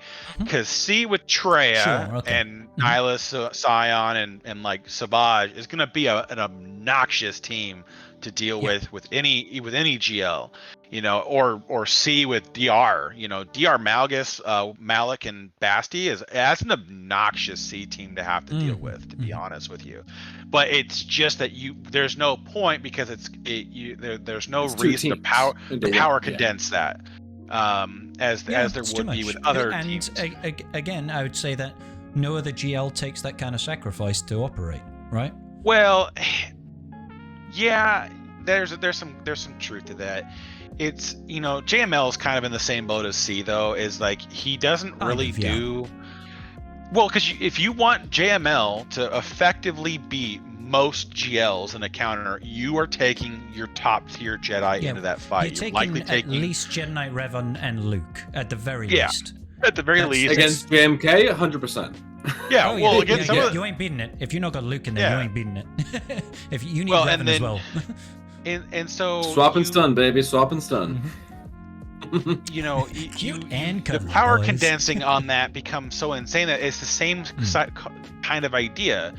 Where you are losing a lot of other teams to allow JML to beat a a decent GL without having to use a mirror or something like that. And so I think a lot of that gets overlooked as because we already relegate DR to being somewhere else. If Malgus wasn't in the game right now, I think DR would be back to being with C if you were going to use them defensively. But it's the thing is that C is so versatile on offense with up until Trench requiring what, you know, you have a very versatile GL that with one other character can beat quite a few things. And that's so really like a whole other thing as well, right? It's like Trench is fun, he's cool and everything, but I still can't justify taking what away to feed Trench. I can't. Like, I tried it and I modded my Trench team well with like some of the best offense speed mods I could get to make them actually deal damage and kill stuff. And still I come out and I think, well, yeah, I could use this team to potentially do that, but I sacrifice I sacrifice loads of banners by not being able to just see what something and instead have to go see with Sith and Armorer. And then I've just lost a bunch of banners. Was that TW or GAG? GAC. Like, it just doesn't work for me. In TW, it's a decent sacrifice to make to put Watt if you've got Trench. the TW armies, I'm guessing. Well, that helps a lot too. I'll be honest. The so undispellable ability block, which allows C to go fight something else that doesn't require using Watt. In GAC, you can get away without using C on specific counters if you have the investment in other characters to then bull past it. But then you become less efficient. Like, you can still beat, you know, Malgus with C Sith without Watt if you have a couple of Sith to go with him. If you're just trading banners. I mean, you're just trading banners. If you don't have Set to go with him, I mean, then you're gonna really have a rough time. A slight concern around ability blocks with C there, but well, that's why you need Set and a couple other Sith to go with. You still have to take a team of 5. You just end up trashing banners for one tab clear. Exactly, and which Set, I don't like. Well, yeah, and I'm with you 100% on that. And that's why most people don't put. They actually fixed Trench's AI, by the way. That Watt now automatically puts the good onto Django shield. Yeah, every single one I've done so far, it's always gone to Django. I'm like, it can't be coincidence anymore because it's happened like 6 consecutive battles. That makes it a little bit more appealing because then on defense, on defense, well, obviously, because on offense it was never an issue. Because I usually save my Trench for defense anyway, because I've got the Trench. Well, no, I've got the Trench Clone for one more round, right? It's going to dust after this round. And I'd rather, like, it can take out some decent stuff, but it's not like it's punching up enough for me to warrant taking it on offense. I'd rather have my opponent blow something that they don't want to blow on Trench. It usually pulls Wampa. So yeah, they'll misstep and use the wrong character and something like that, and then it goes to hell. I honestly, I don't mind if they blow Wampa there. I'm okay with them blowing Wampa there. That's fine by me. You know? It just kind of depends on the trade-off. And I'm with you. C needs something to kind of help make him. I mean, honestly, I think C Traya was initially a really good shout for the team because Traya gave him the cleanse with having a Sith, but literally. Without Sion being able to revive, it's like if you don't double tank it, then it's a joke. It's so easy to be picked apart. But I think the biggest issue is that there just wasn't enough protection of your allies leading into it's something that is so like pivotal to Sion's viability as a tank is the self-revive. His Held by Hatred ability is so core to him operating effectively as a tank that completely nullifying that with C's leadership, it's just kind of like, oh man, really? So, you have to make a choice. Do you take him out and do you throw in Talon, but then you sacrifice where Talon could go elsewhere? Because Talon's fantastic and Talon is a great support. Or do you throw in some other subpar Sith? And more importantly, Traya is just so good defensively and offensively with her Omicron that do you really want to throw it with C? It's like it's such a big sell. Yeah. It's a hard sell for me. Yeah. She's so good now. Traya is so good. Not as crazy good as when she was killing Lord Vader, when she was completely Oh my overtuned. god, that 1 month where the Omicron worked against Darkside GLs. Oh, that was glorious. Well, yeah, and so that's lovely. that's one of the teams I'm testing this GAC versus my opponent, who's 13 million. It's Nice. C lead with Treya, Okay. Nyla Savage, Oh, and you're taking Scion. it on offense or putting it on defense? No, defense. I have all my GLs okay. in defense this round. Oh. So it's Treya. Yeah. So it's I mean, what? It's C lead with Treya, Nyla, Scion, Savage, and then Talon got rotated over to Malgus's team. And so Talon got over to Malgus. Okay. Yeah, because I already my Malgus Kron has 80% health on it, so Talon giving another 30% after all this bullshit. Yeah. He's gonna be nasty when he touches anybody with his second special. He'll be like, yeah. Yeah, pretty much. It's gonna catch some people off guard with all that true damage. But it's all about trade-offs to a certain point when it comes to that. It's just like C is very versatile in what he can do, but he does require a lot of dumb comps to get there versus being a full faction of Sith. But I mean, it's back when like JML first came out and people were using, either Basti lead and Watt, Ray, or they were using other combinations that didn't, back when Jedi Knight Revan was the better lead than the JML. Man. In the JML days, it was Jedi Knight Revan, Gas, Jedi Knight Luke, and JML, because Jedi Knight Revan's leadership was just straight up better. But this was before Relic 9 was a thing, and Relic 9 was such a huge boost to JML that finally a GL could lead his team. Could you imagine you go like Jabba and you'd be like, I'm gonna use Bausch lead. It's like. Well, and the team you needed to put together. Real quick, remember back in the day, Scrybe, the big bop? Oh, my the team. The JML bop. The Jericho lineup. I fucking pioneered that, by the way. That was my fucking team. Just saying. But I just found the irony that C is supposed to counter JML. C is supposed to be a hard counter to Jedi teams, and I was able to build out a JML. No, sorry, I didn't think of that. I think it was Gigabachi put me onto it. But I fine-tuned the turn order and all that sort of business. The fact that you could get a JML to do an AoE and literally wipe the whole fucking team in one hit was just so beautiful to see. It was like, I remember you'd sit there and you'd set it up and be like, okay, all right, everyone in chat, we need everyone guessing over here. Are we going to have a full board wipe? Are we bopping 4? Are we bopping 3? How efficient will our bop be? Those are good times. Yeah, but you could get away with modding JML for offense instead of protection. That's good times. Man. That's such a fun counter that was. And then they took away the ability for weapons tech to ignore defense. Yeah, that was the crux of the thing. You needed the weapons tech over there because the whole ignoring defense thing was just ignoring defense entirely. You could still get part of the way there with Hoda and Jedi Knight Luke, to get all the buffs onto him. Yeah. And you could still, but you couldn't kill C, but you could kill the entire team, which was good enough, because then you had the power to just power through C before he could do anything to you. But yeah, I mean, that's the thing is that we constantly kind of forget where we came from when we talk about like what C is currently, and it's like, yeah, but we had a lot of shenanigans going on.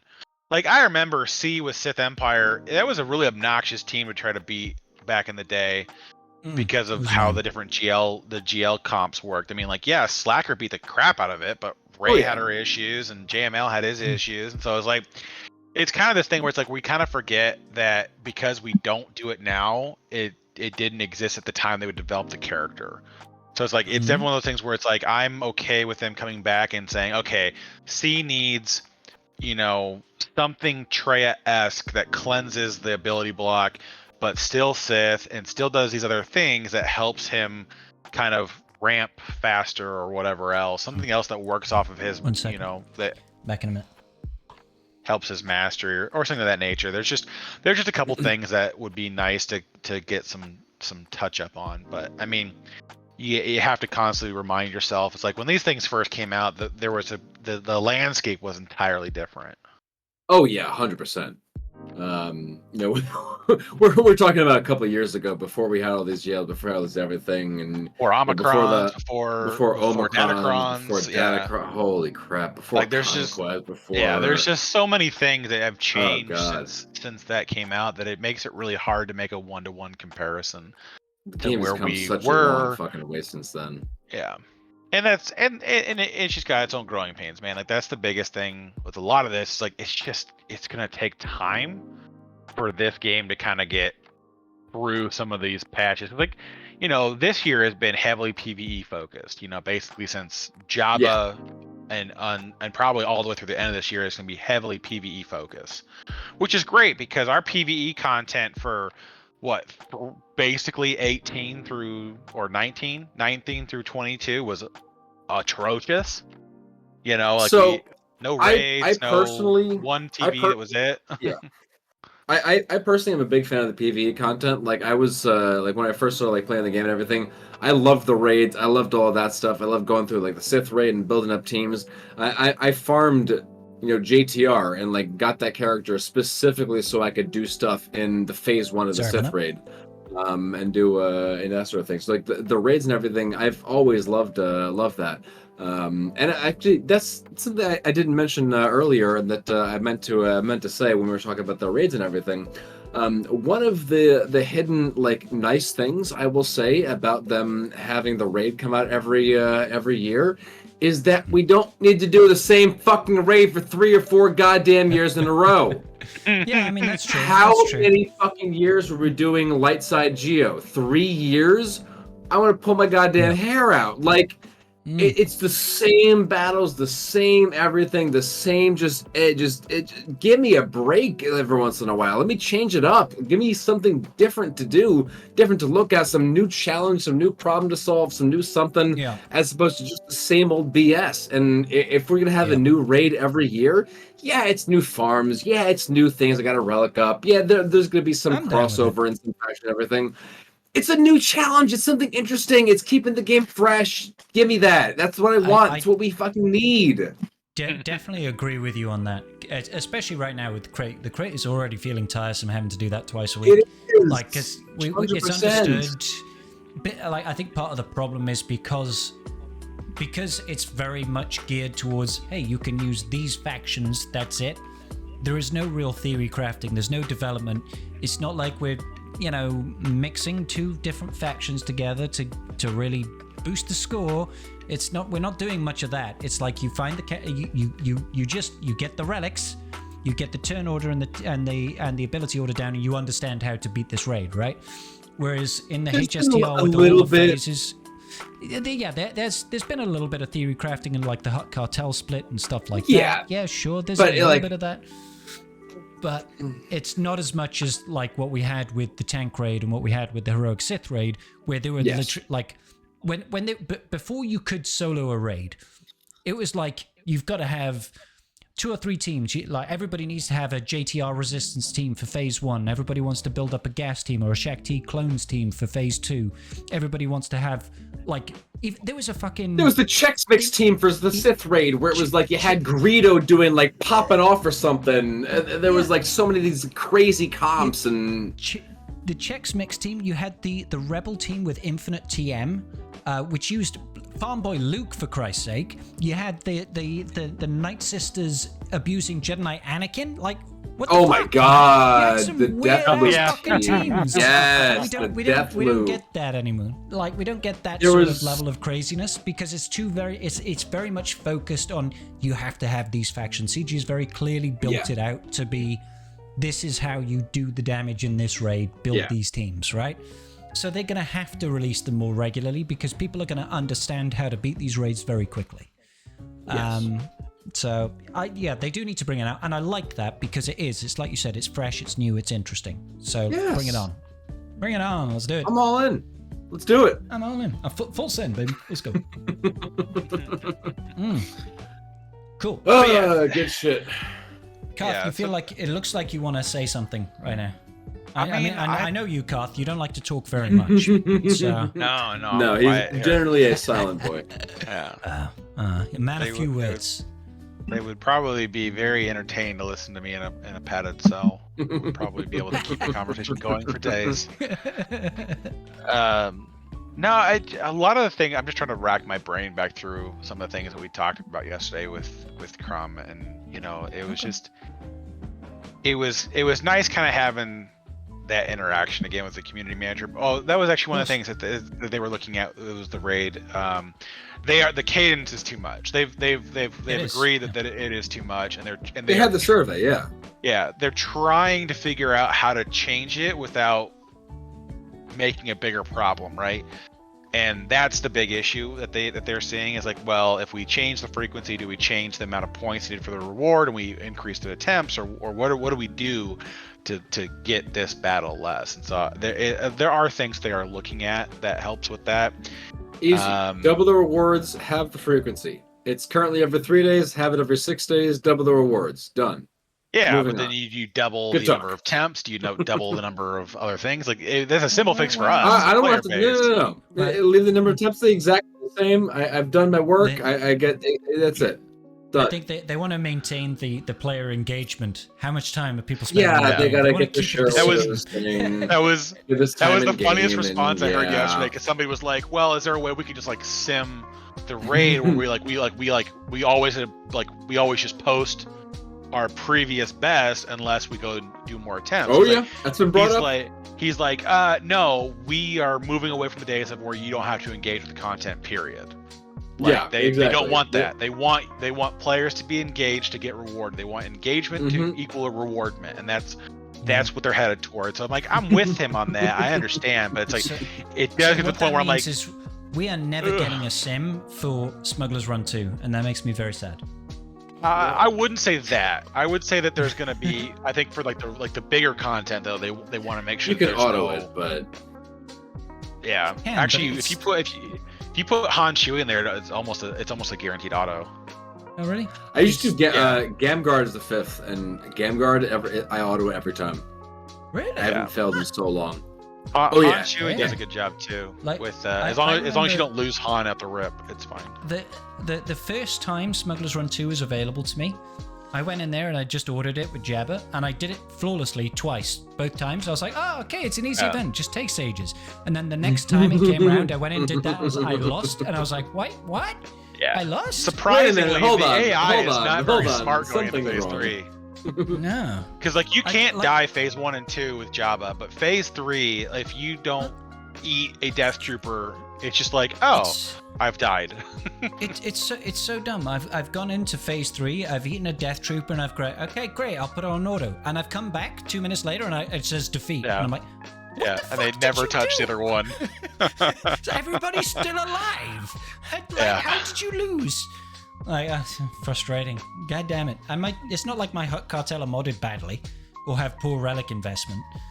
They're all bloody relic 8 basically, apart from the ad, the 5th. It's just seriously, the 5th, I just throw in Gamguard, he's relic 5, and it's just so easy. Auto it, full auto every time. Next time it comes round, I'm going to give it a try, and I'm going to message you, Wolfie. If you disappoint me this time, I will. I'll do nothing. Let's be honest. I'll do nothing. But it just means that first round's on you when I come to America. It's 100%. First, second, and 5th round. You got the 3rd and 4th. Okay, I'll take that. I'll take that. And you have to find the Greek restaurant that we're going to. Oh man. Yeah, it's right down the street. I wouldn't want you to find it, to be honest. Why? Let's be. Well, I'm gonna go with the local is probably gonna know better. I mean, yeah, you're not wrong. I mean, look, dude, the Greek places by me, there's some places that are like fresh and delicious and awesome and fucking fantastic, and then there's some places that are like hoity-toity and fucking overpriced and everything. You gotta know what you're doing. All right, you gotta know the lay of the land. Sure. All right, you 100% gotta know the lay of the land. Oh yeah. Yo, Scrybe, when you come to the States, we'll take care of you. Hell yeah, brother. I can't wait. Don't you worry. It'll be a good time. I can't wait. I need food. What are these teams? Bro, I can almost. That needs to happen. Yeah. Yeah, there. Yeah, it's just it's interesting to see what CG is kind of thinking on doing on some of these things, and it's kind of nice. I wish there was a little bit more freeform communication. Oh, actually, interestingly enough, Oh shit! Here we go. Hold up! Is actually looking at restarting the testers program. Sign me up. Oh. Give them my information. Let me know. I will tell them they are dumbasses, and we will fix the things. Okay. Well, and Trump didn't give like a ton of details on it, but basically, bridge burned. Love it. The biggest issue was basically how to curtail versus the leak problem. How do they solve that? But it is something they're looking at doing again. He's like it doesn't matter what we do on our end. We test certain things, but we can't test everything and get feedback on 1,000 battles in a few days. We can't do all that. He's like so we have to go through and think of what the worst case scenario would be. He was like, but every time we do that, the player base finds something that's 20% worse than what we found. That's why you see a lot of these kits that have caps. They didn't have caps beforehand, and somebody was like, oh yeah, but if you do this interaction with these two characters, they're going to get to 1,000% offense in about 3 seconds, and then they're going to just annihilate every GL, so we better cap it at 200%. Gotcha. But they are looking at it because it was such a useful developmental tool for them. But the biggest concern, of course, is just that they want to protect their butts again, because that was you don't want somebody to go, well, I'm so mad that you're doing this to the player base that I'm going to leak it out and cause chaos. I mean, there's always such a high likelihood, it's almost a guarantee, that if you have somebody that's got that information, they're most likely going to leak it. It is as simple as that. Somebody's going to leak it, and the bigger the beta tester program is, the more likely it is you're going to get leaks. Yeah, well, and that's why they want to be a little bit more thorough on the application process, and then I think they're looking into just the systems that kind of help log what's happening. Sure. And this is speculation on my behalf, like how Snapchat has the feature when you screenshot somebody's snap, it lets them know that it was screenshotted. Sure. So like they could put in tracking software like that behind whatever they allow you to use on the platform, that they could do something like that as a better way to know if players are trying to extrapolate data and information from the testing servers to the public. Which honestly, all rights. I mean, more power to them. If they need to protect their brand, need to protect their information, protect their whatever, everything, then it makes sense. If they need to be able to see, hey, this person's leaking their shit, because honestly, the tester program I think was beneficial. Having the players, having the information from the community, I think was beneficial for the game in every way, shape, and form. And if all they need to do is just, have a little bit of tracking so they can see, hey, this person's screenshotted, hey, this person's doing, and if that's enough for them to have some assurance that they have some sort of, trust, whatever over there, then I'm all for it. Yeah. Because that was a good interaction, that was a good system, that was a good thing, that was beneficial for the game. So whatever they got to do, make it happen. The testers could test, a character in a kit 1,000 times over what they could do. And part of it is that you just have the people. Right environment, yeah. Well, they think about things differently. When you're building one, like that was like, so they talked briefly about Leviathan's issues, right? Okay. And it said basically the issues that came through a lot of the bugs that shook loose was through the concept of trying to take over the enemy's capital ship and what happened there. And so part of it was for how some of the things were written. That's what screwed up with like the market reinforcement numbers, because it for some reason. Yeah. Well, now you're getting more versus less, but it's bugged in the opposite way. It's also bugged less. I'm also still getting less. Like I went and did it against. I took Leviathan against a negotiator or something, and I only got 10 stacks when it came out after I had captured the ship. Wow, that's crazy. Yeah. So I've had 10. It was still missed.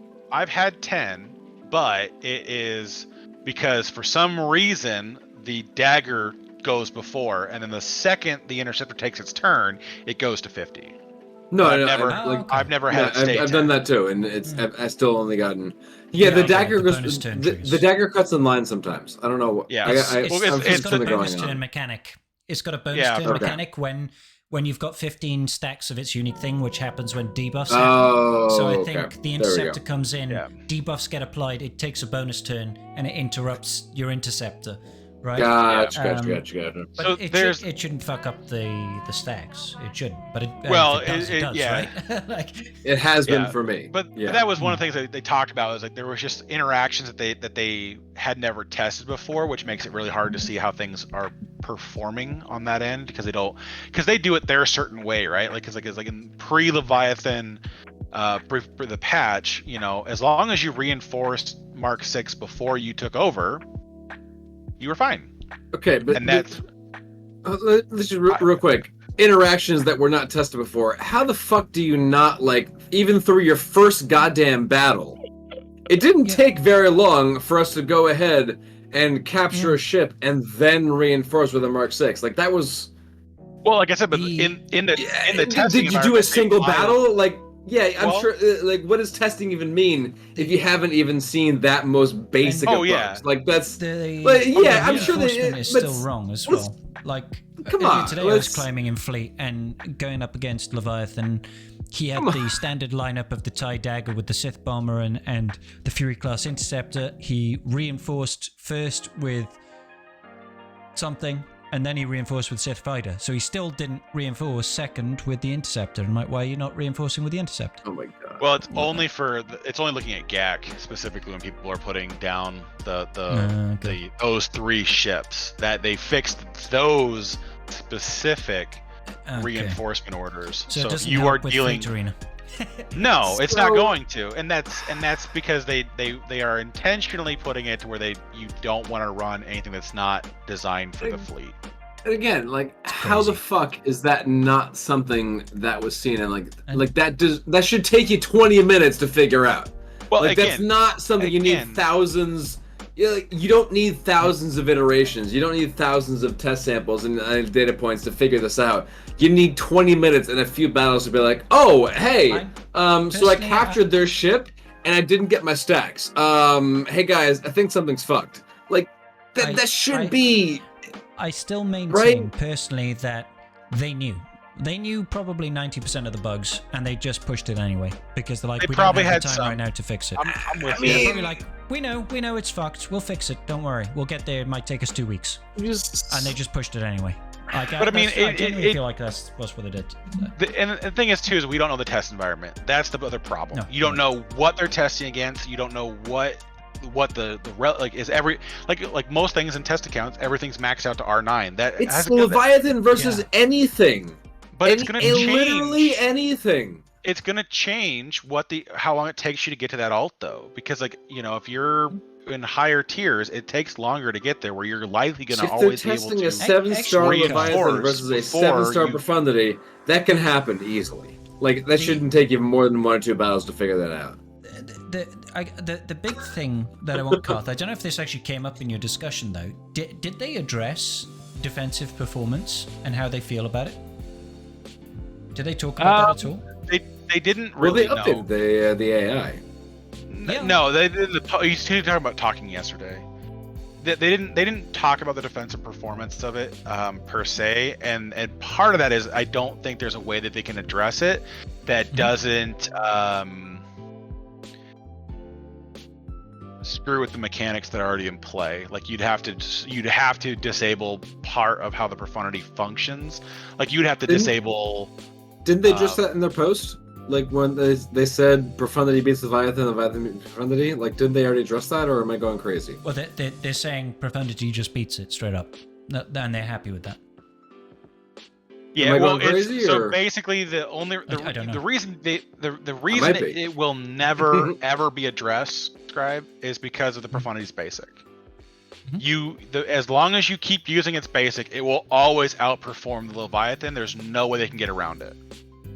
So unless they cut out that part of the kit, there's no way to change it. My counter argument, and I've put this before, and you still think it's too powerful, is that they changed the Interceptor to be it can insta-kill first reinforcement. If they do that, it fucks the Profundity counter, because they can't sit there with 3 fleets and still max span at it, you know, with 3 starting ships. If it can insta-kill without needing a previous reinforcement, it completely changes the dynamic of that ship, and it's probably too powerful. But It that might be. immediately cuts it out. That immediately cuts it out. But they're not going to do that. But like, No. what I want to know is like my problem is this. I do not think, no matter what, that the Profundity should be able to go in with 3 ships and beat the latest meta. I just don't think it should happen. I think it's stupid. I agree. That's a thing. It's too like much. it shouldn't happen. It doesn't need a reinforcement. It can max banner without issue. Like that's I get if it can beat it, fine. And that's the thing is that there's too much baked into the Profundity's kit that it makes it impossible unless you make the Leviathan just crazy powerful. Like that's the trade-off. Is like the Leviathan has to power creep so hard to shut out the Profundity that it doesn't make sense to do it unless you want to just keep something that you have to keep exponentially jumping in power every time a new fleet comes across. But the thing is now is that like you can still I mean if you want to keep your Profundity for offense and you put your Leviathan on defense, and then they have to save their because I mean honestly right now the Leviathan mirror matches are awful because it comes down to basically two things. If their Sith fighter goes first, you lose. You can still win, but it's still shite. So it's going to be a relic race on Sith fighter to a degree for that. But you have but the Sith fighter starting lineup is fucked. So like it's fine in a mirror match, but everything else it will reinforce first with an interceptor, and then it doesn't have 50 stacks. It can't insta kill. They fucked the interceptor. Right. Well, no, like you can put the dagger in reinforcements. It'll come out before the interceptor does. It doesn't though. In practice, it doesn't. No. If the fighter is in the first reinforcement in GAC, they will always reinforce first with the interceptor. If you're starting Fury Fury B28 and TIE Dagger, Sith Fighter, the first reinforcement is interceptor every time. Yeah. I've had it for I say every time. I've had it for last 2 GACs. It's reinforced first with the interceptor, and that means it comes in with 30 stacks. They posted the reinforcement order. Like they said that they updated that in the recent. Yeah, but it doesn't count for it doesn't count for the dagger though. Look at the recent post. Hold on. They said that sight it will be Sith fighter, interceptor, and then scimitar. That's the reinforcement order for those 3 ships. We're talking about if you have Sith fighter in the starting lineup to counter a mirror match. Okay. Right. Well, but specifically to your point, Scrybe, what the fuck does it matter if Sith fighter's there or not, or what reinforces? Because Profundity's going to win for 77 banners anyways, I agree, but no matter what lineup you have.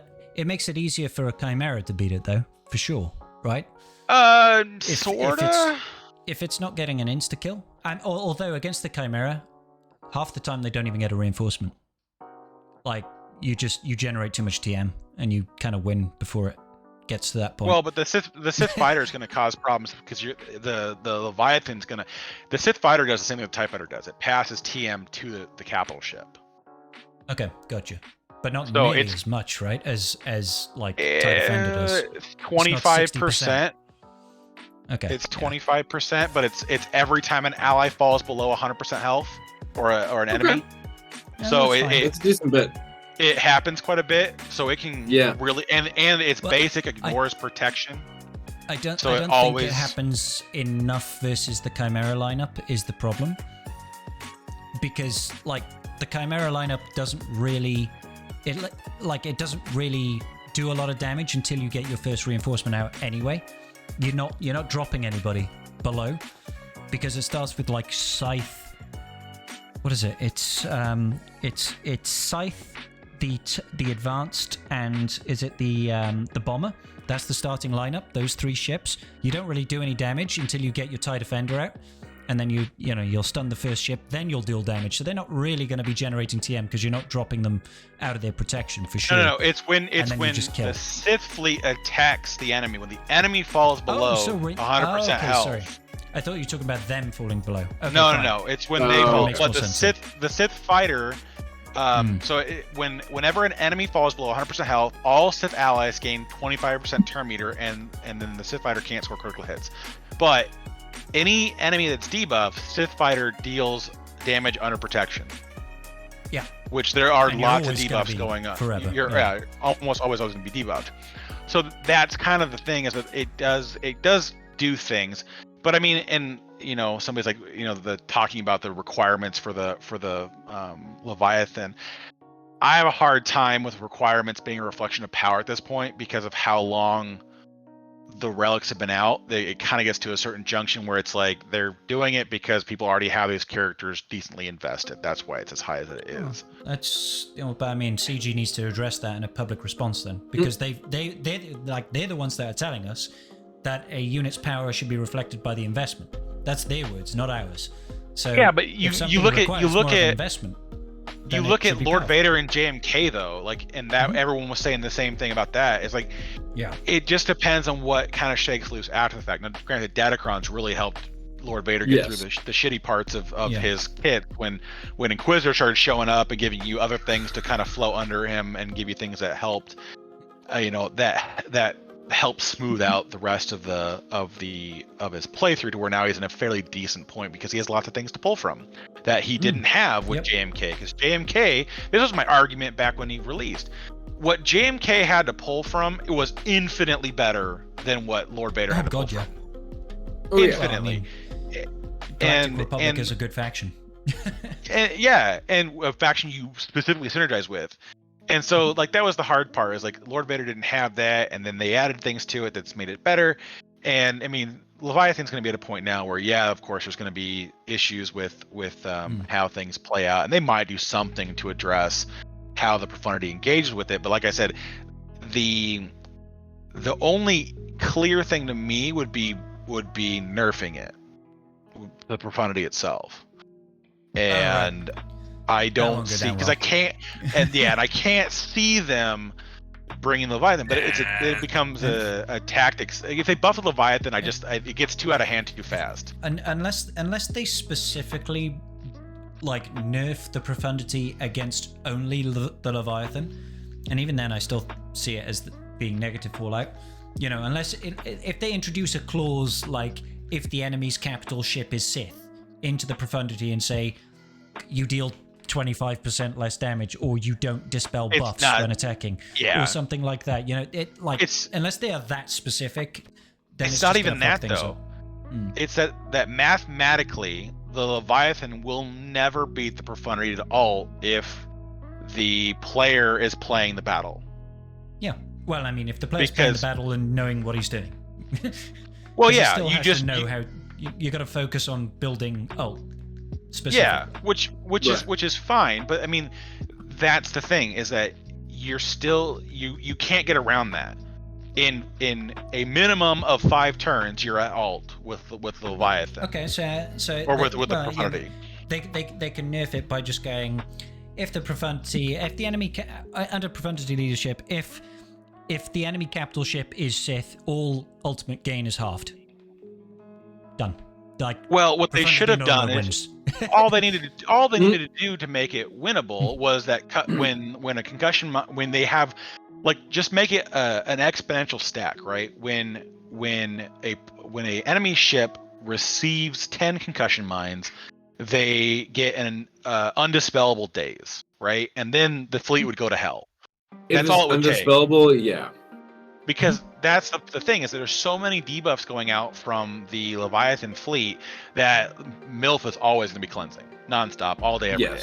So there's too many mechanics. They have to keep pushing the envelope. But I mean, if you have an undispellable daze, then that might become a bigger hurdle to come across when you build the next capital ship. And I don't know what it is or what they're doing. I'm just saying, like, it becomes this never-ending game. Make the shotgun dispellable. The basic Leviathan shotgun is available. You can actually kill the fucking Y-Wing. Yeah. Yeah, that thing sucks. I really like that they introduced shock into fleet, by the way. That's cool. Yeah. But it just becomes... It makes sense, actually. I mean, it's fucking fleets, you know? Yeah. Fucking shockwave, you know, fuck up your electronics or whatever. Exactly. I'm for it. It makes sense. But it makes sense. I'm all for it. Oh, yeah. Yeah, we'll see what happens long term if they want to keep changing how that affects, but yeah, I don't think they love the idea of the profundity being able to 3-man the Leviathan, But like I said, the issue comes that you either got to make the Leviathan way more powerful that it creates problems for the next fleet, or you got to nerf the Profundity, which I don't see them ever touching that kit. So no, like nerfs never go down well. That's the problem. Like I still very vividly remember the great nerf of not soft GL counters, where gas got supposedly nerfed and JKL got nerfed and Watt's weapons tech got nerfed. I remember the outrage. Vader got nerfed. Darth Vader, not Lord Vader. Like, people hated that shit, like, vehemently. Like, and they because they had invested so heavily into those counters, and then they got eviscerated. Yep. That was like a visceral response. Yeah. And the funny thing is like, you could still now, like, subpar raid teams, you can still take in gas and win. You know, that was kind of the thing. Like, they took out some counters. And fucking Ray. It's like, it still works, but differently. They took out some counters, but they also gave us gas versus Ray, like you said, because they cut his thing in half with the clones getting 20% turn rate or whatever they take turns. So they gave us that counter. Pretty much all they did was they took Watt plus Watt plus Darth Vader killed everything. Well, like that was pretty nasty. And it was kind of, I'll admit, it was almost a little bit boring, because you could just use Darth Vader, Watt, and Thrawn, and they pretty much just countered anything in the game. And it was like they just won, and it was really cool. It was really fun. But now we have so many more different counters. We have Starkiller, we have Afra, we have fucking, also CLS is killing Jabba, Gas is killing Rey, is killing Lord Vader with Protection Upcron. We have so much more of a variety of counters, and it's been a lot more spicy. It's been a lot more interesting, like actually figuring out all these different counters, as opposed to just, where am I going to use my single Galactic Legend counter of Darth Vader plus Watt plus Thrawn, and they will counter the world, except I only have one of them, so now I have variety. They also killed the Gas 501st counter to Slacker, but that was mostly an AI issue. That was an AI, yeah. And, that was an AI and the funny change, thing is now, like, who the fuck puts Slacker on defense? You're never going to see pretty that. much That's nobody. Like, almost he's nobody one of your puts most important counters. Yeah, you put Slacker on defense? On offense. I mean, I did this round. How valuable is he for your offense? Karth is just putting everything on defense, and I always put Slacker on defense, obviously. Slacker's always a put Slacker on defense? Okay, good. Yeah. Good, Scrybe. Every time I put Very Slacker. Good. Always. So that's why we never see you using Slacker, because he's always on defense. He's okay. He's sitting on the zone behind fleets. Yeah, he's in that secret fifth zone. Yeah. I platoon Slacker. That's why I don't have him. Yeah. Put him in operations. Yeah, it gives me 5%. We platooned him. Sorry. Yeah, crit chance is what he gives me. It'll be interesting to see how long term this kind of thing is kind of ironed out. But it's one of these things where it's like it's hard to understand how everything shakes loose, because it's like, it's hard when you're in it. It doesn't make it's frustrating, because it's like, oh well, my team's gonna easily roll by Profundity for like amazing banners and everything else. But it's like, at the same time, it's like, if you do the same thing where you can kind of keep things open, I mean, you might get lucky. And because I mean, I think Profundity, even at the high end, only has a 92% win rate, which granted is either somebody going in with lower stars, or somebody misplaying it, or the highly likely thing that your Profundity just refuses to assist. That does occasionally happen. Yeah. It can happen when you're like, I'll open up with a mass assist, which turns into just the Outrider going rip, and you're like, oh. I mean, but the thing is too, is that even without the assisting on offense, you you can just get it anyways because you just go, all right, well, basic on profundity, and then I use the second special on Outrider, and then I basic on profundity, and then I use the second special on Outrider, and then then I win. It's like, oh, you've sabotaged my hangers. I don't care. Like, okay, great, thank you. Good times. I'm not going to reinforce. Okay. Hanger? I hardly know her. What? Yeah, that's the downside of the profundity unique, though. It makes the Y-wing so stupid durable, and then the constant dispels the thing. Like I've come so close to knocking the Y-wing to dead, and then like next turn full protection, heals back up, and I'm like, all right, this is fun.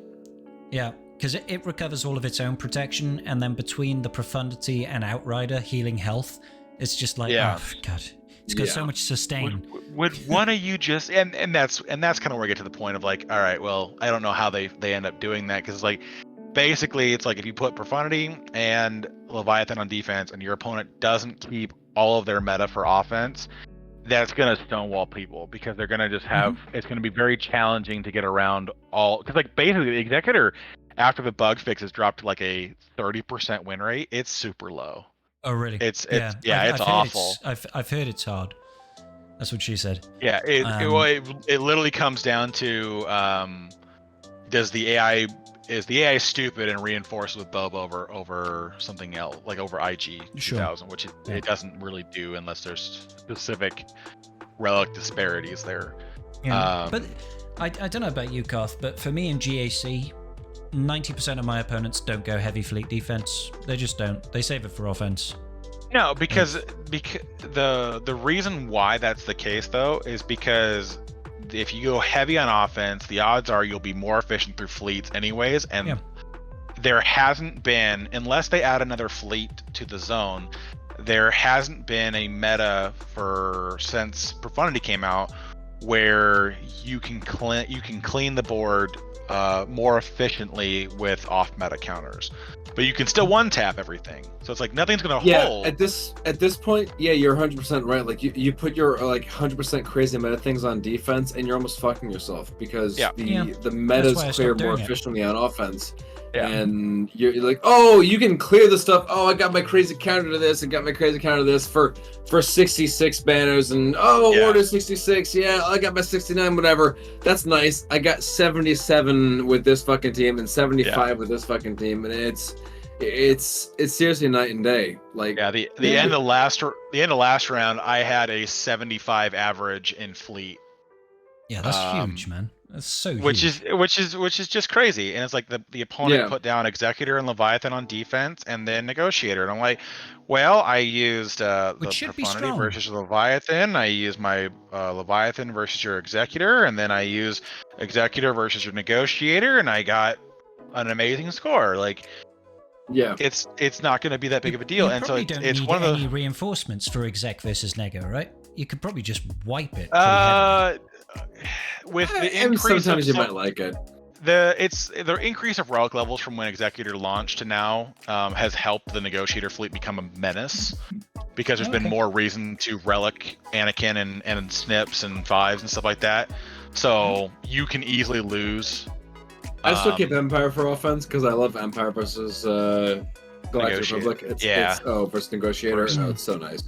Yeah, so there's a couple things you can do that change how it plays out, but where I'm at, everyone has most of their meta fleets at R8 or higher, so it's like if they are able to get rid of Houndtooth's Dispel and they're able to full send into like Cat or Razor Crest, they'll just delete the ship.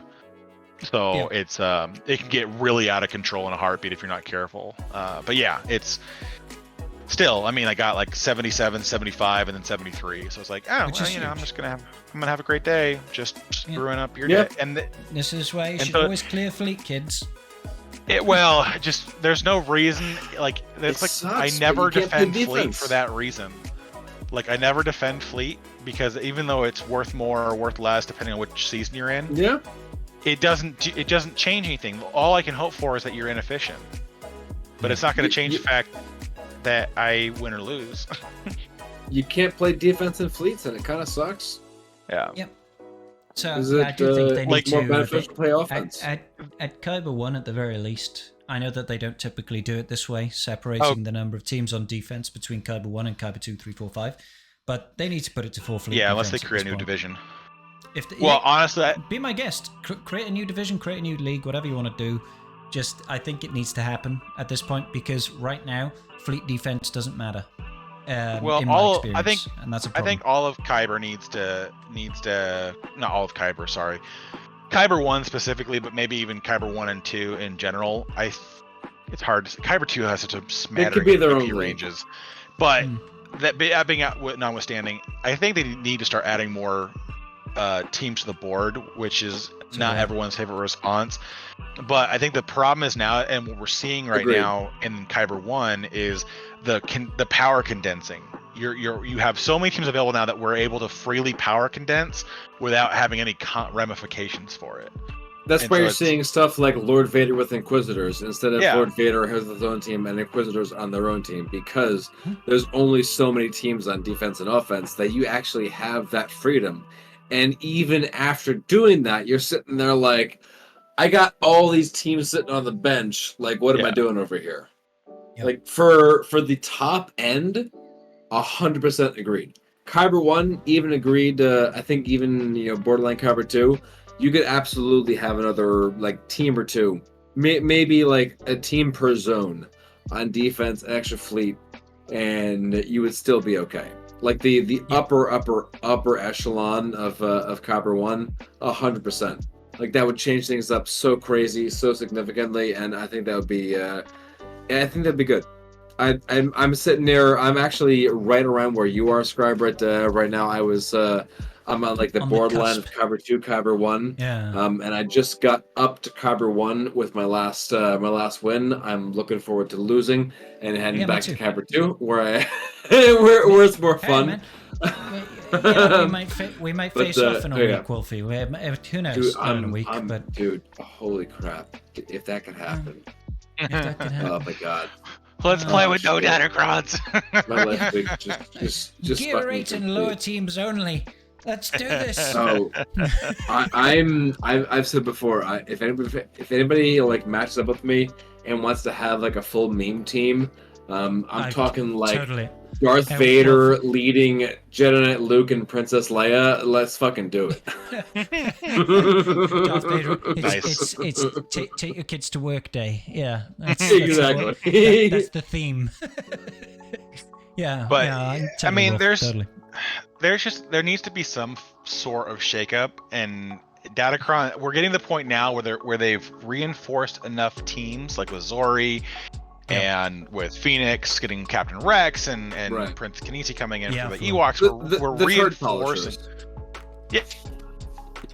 And what a good polish they put on those turds. Yeah, we're reinforcing enough teams now to where it's getting to the point where it just isn't making sense to keep the board as small as it is, because either A, there's no reason to invest in besides what you tell me to invest in, because I need it for a GL or an event. And then I just build out my 22 teams and I'm done. And so it's like the players that start getting to these bigger GP brackets that have the investments in all these squads. It's like, well, basically it's like, I have this counter if you happen to put that team on defense. Otherwise, I'll just ignore this counter and use this other counter if you happen to put this other team on defense. And I can do that for like half your board, right? It's like I need specific counters to deal with your GLs, and then after that, it's like, well, who did I not put on defense this round? Okay, we'll use them. Like, you got so many options. It's like there's really no tough choices at some point. No, indeed. Yeah, there's always something. Unless you're me. Yeah. Because I go too heavy on defense, and I don't have enough teams, and everybody's bigger than me. I'm surrounded by bullies in GAC. Why are they all so big and mean? Well, I mean, listen, if you weren't so good, it wouldn't be a problem. If you weren't so good, it wouldn't be a problem. I know, right? If I just had Slacker. If you just sucked more at the game, you could be in Kyber 4 or 5. You would be crushing it. Anyway, but I think on that bombshell, I think we could probably bring to close this episode of Tribe Talks. It's been a wonderful time. I've had a really good time, actually, chatting with you, ladies and we didn't even talk about Datacrons. That was crazy. I know, right? There was a brief. We didn't even talk about it. We had so much content. That was crazy. I know, we can save it for next year's Tribe Talks. Next year's. It's next week. Okay. Yeah. Well, Sometimes it next week feels will that be long. perfect because we'll have the Datacrons, and we'll be ready to go for GAC for next week, and we'll be discussing which things you want to dial in, which things you want to get going, and I think it'll be perfect for discussion. Yeah, just have your Phoenix relic and you win. Just Gotcha. don't forget that Captain Rex is under the clone tags. That too. Captain Rex. All right, so today I have been joined by none other than Mr. Carthric and TheWulffff, both wonderful, wonderful individuals. I want to thank you both once again for joining me on the Tribe Talks podcast. This will be live on YouTube. It'll be live on Spotify and also on iTunes, whatever they call their podcast platform. Please do follow for more juicy business. Love you all. Peace out and good night.